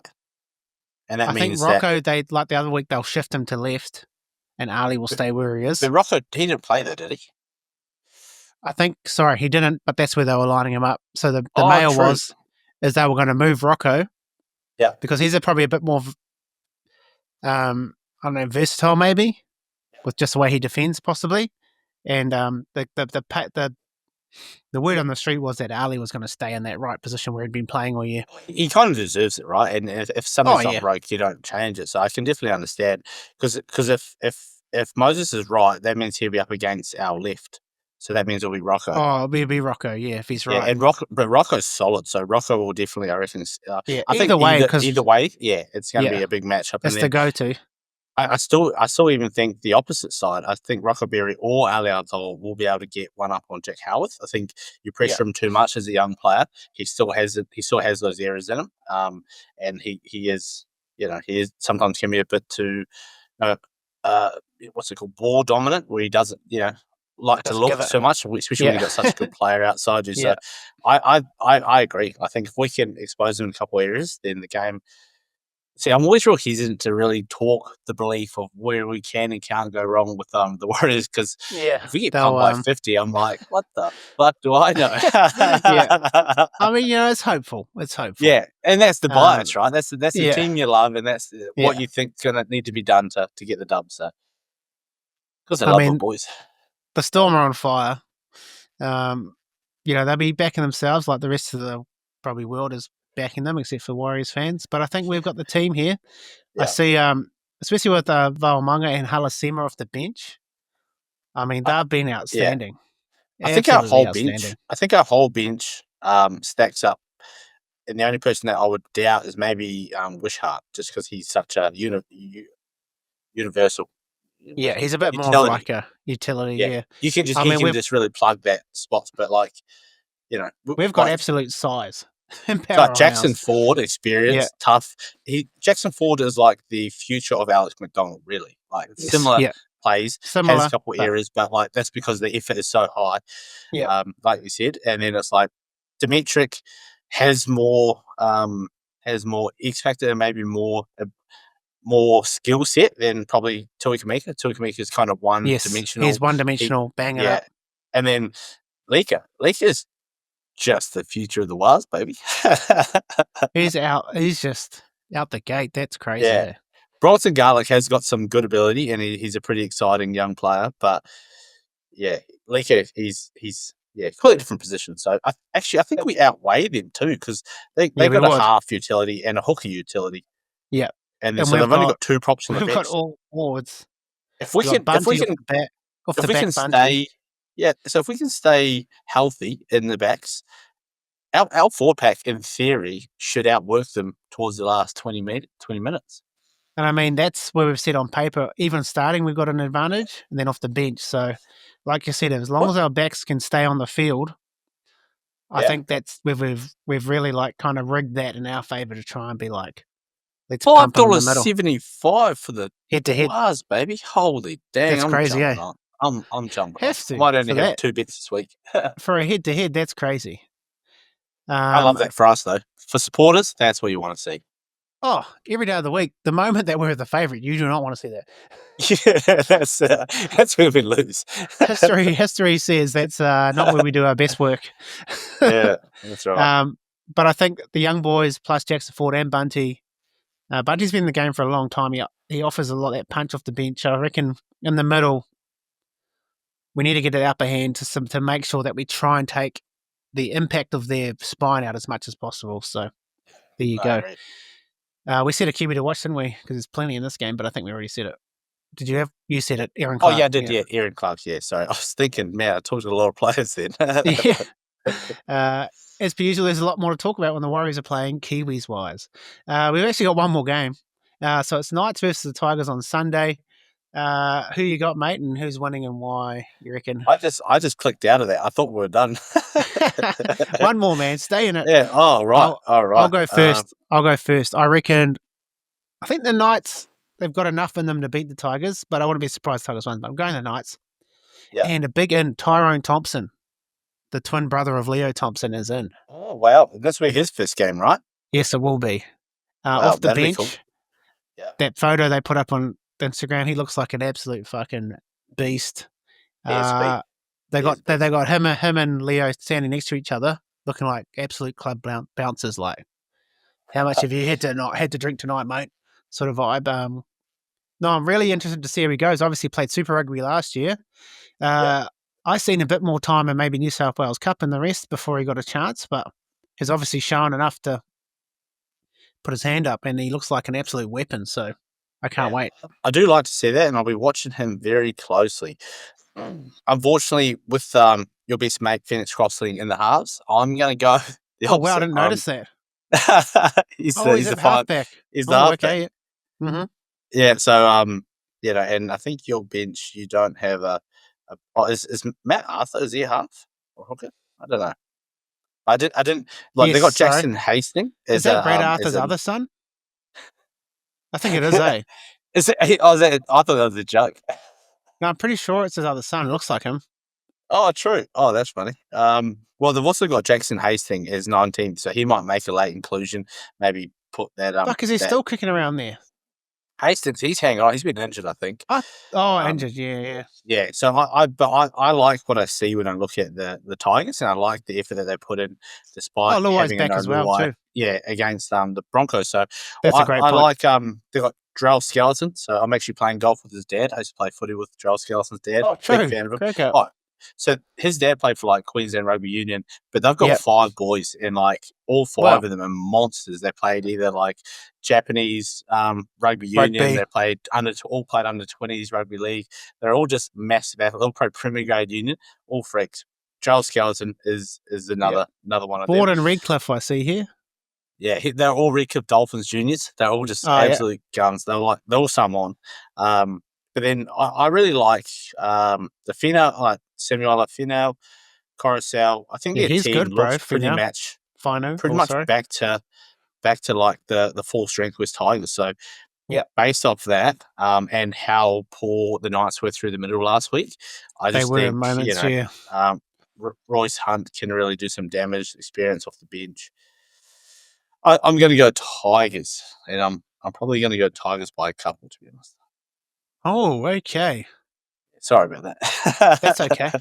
You know, Phoenix Crossland was originally a halfback, eh? Really? I didn't know. I feel like I knew that, but I don't know. They just made him into a hooker because they needed one. Well, that's right. And because he was a hooker and he made some bad decisions, I think I really just decided at that point. Because that's why he's still learning, man. He's only really just become a hooker in the last couple of years. Yeah. How old is he again? How old? Yeah. That one flies back.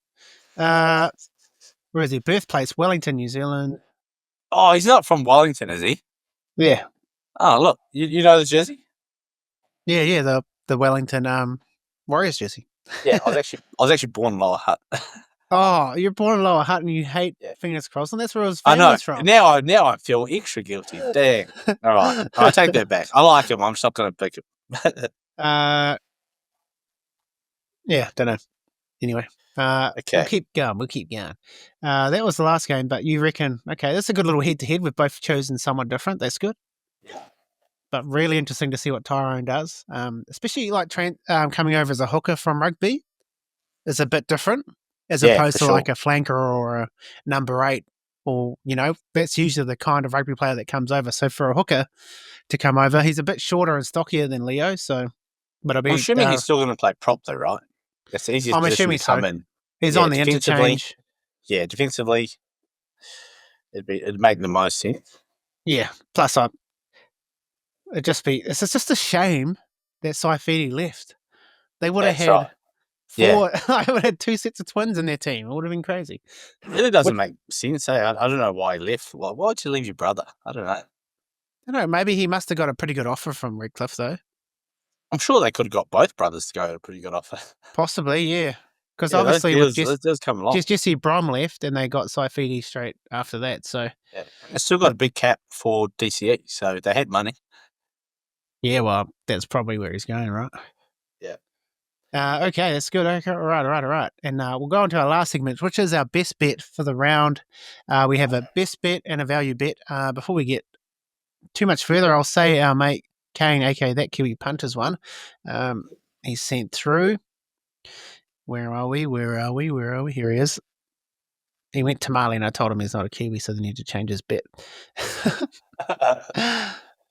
All right, so Kane's, where is he? He's got like a bit of a spiel. Where is that? I love a good spiel.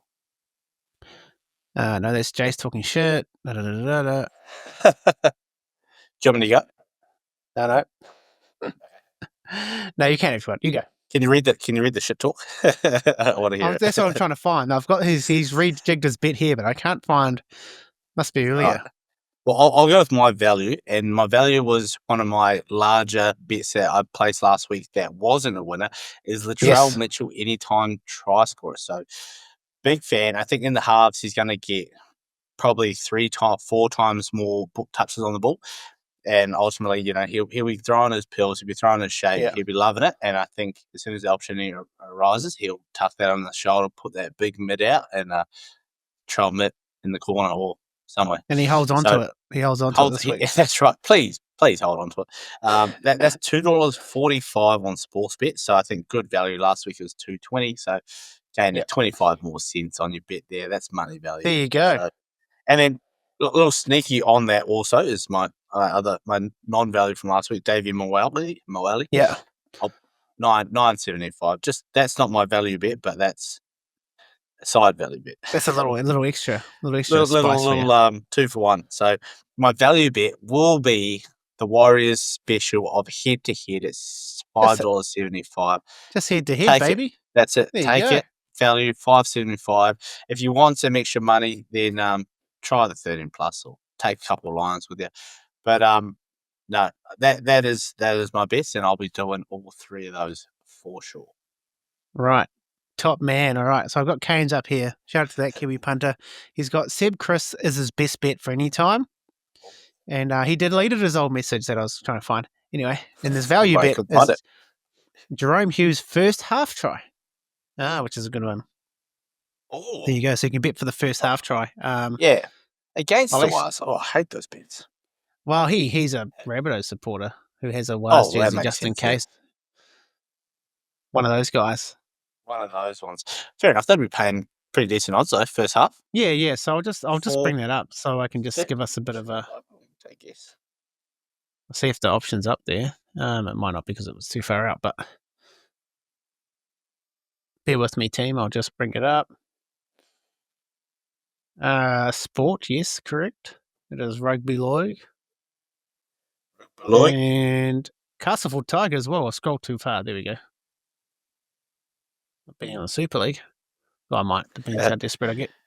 I can't find it on my sports bet, but yeah. So where's our first half markets? There we go.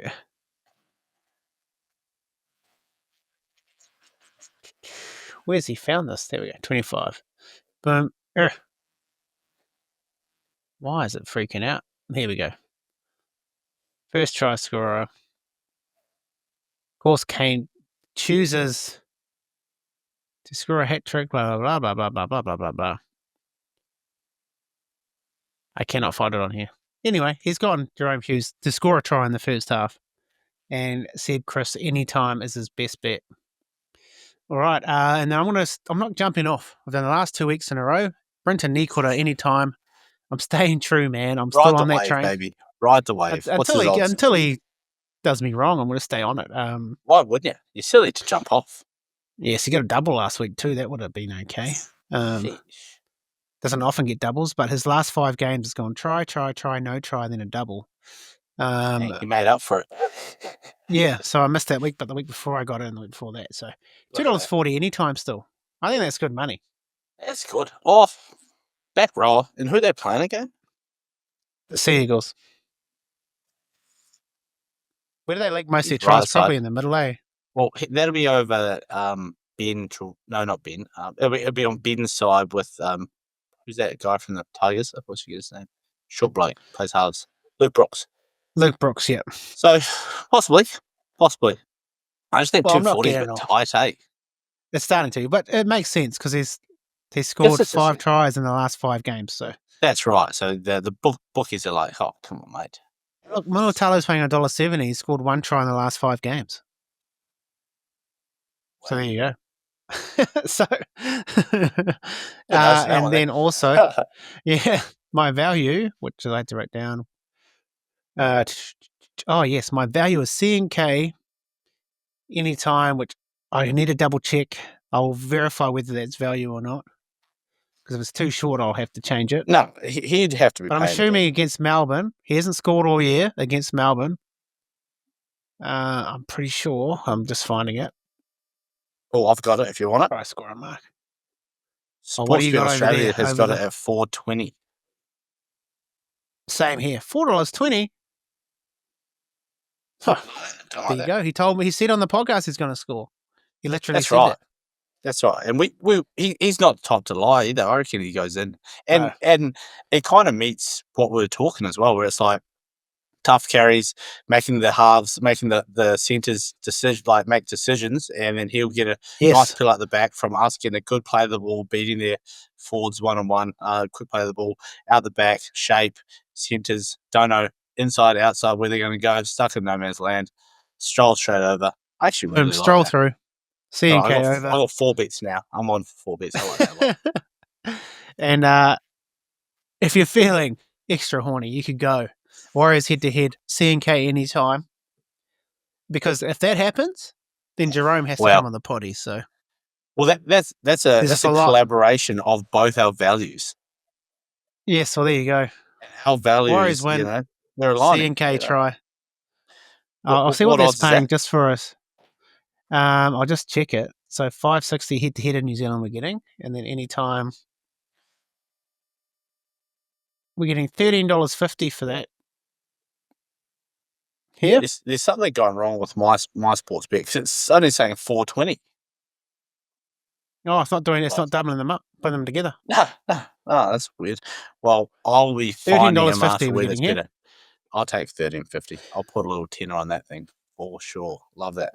And if you're feeling a little bit, because Jerome's going to be playing extra hard. Jerome's going to be playing extra hard not to be on our podcast. So if I put him in there too, you're getting $50. Oh, dang. I've got to put another couple bucks on that thing as well. Jeez. Warriors win. Jerome score. CNK score. You're getting $50.59. Lee, I usually always say I never back the Warriors head-to-head because that always leads to heartbreak. But in this circumstance, under these... You don't have to put too much on it, $5.60. Well, it's not that much heartbreak. Yeah, so... Yeah, well, it's just the fact, It's just the moral stance of I put money on it. I usually like to pick try scorers, but I don't like to pick the head-to-head. No, well, we've made... Me and the crew have got a bit of a... That's a bit of a rule, like, you don't bet for or against the Warriors. That's right, because too often, they'll do you. You get jibbed, and it's hard. It's even harder. But I really like that. And I'll my sports bet's not working, but I will be having a good old look at those later on. So having a little play, all right. Have a little play. That's the show, mate. Thank you for jumping on. Anytime, brother. Really appreciate it. Off the bench, you know where I am. I'm here, Brisbane. Couple of hours earlier than you, so available most of the time. So yeah, it's almost midnight here. So it's not about 9:30. Not too bad. But yeah, so thanks, Ferg, for jumping on. Thank you, everyone, for listening. If you want to follow us, don't forget Instagram, Kiwi NRL Podcast. You got TikTok, Kiwi NRL Podcast. You got Facebook. Also YouTube, subscribe, like, Spotify, Apple Podcasts. You know it. And if they want to find you, Ferg, they just tuned in and said, "Who is this guy? Who is this dude immaculate man?"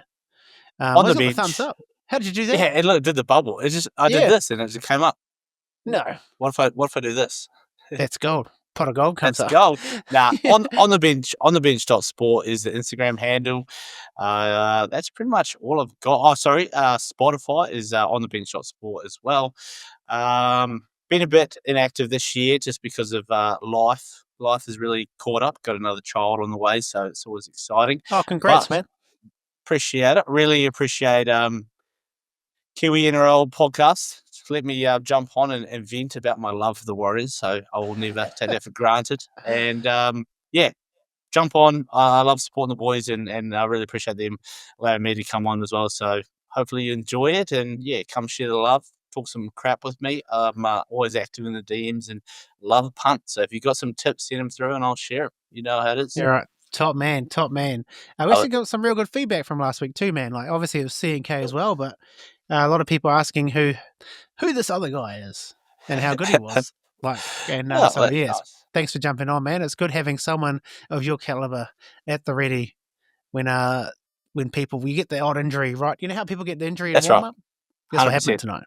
And the Same bro thing, just stepped up, 18th man, boom, straight in there. Life pulls those strings, and I'm just sitting there, bloody shirt on. I'm good to go. I'm good to go. Put me on. Oh, look, I've got another one. How did you do that? Why isn't mine doing it? Why do you have all the cool shit? It's that Queensland spirit, eh? What the fuck? How did you get that to happen? happen? I have no idea. All I did was do it again. Do it again. Oh, that's exciting. Now people have to watch the YouTube to see what the heck we're talking about. I want to know how you did that. Me too. I'm still thumbs upping. Look, it's still not doing anything. But anyway, what's this one this? do? I will have to end it on that. I appreciate the easy early week beer, brother. It's always fun. Yeah, so. No, it's always a good excuse to have a beer. So, that's right. Thanks for jumping on. Thanks everyone for listening. We've been the Kiwi NRL podcast, as per usual. Up the wires, give them a taste of kiwi. Then yeah, go well. Let's go, baby. Go forward and conquer. You know what it takes, and you're ready today to take them all on. You got the measure of your man, and you know that you can go all the way. Give it to him. Yeah, give him a taste. Give it.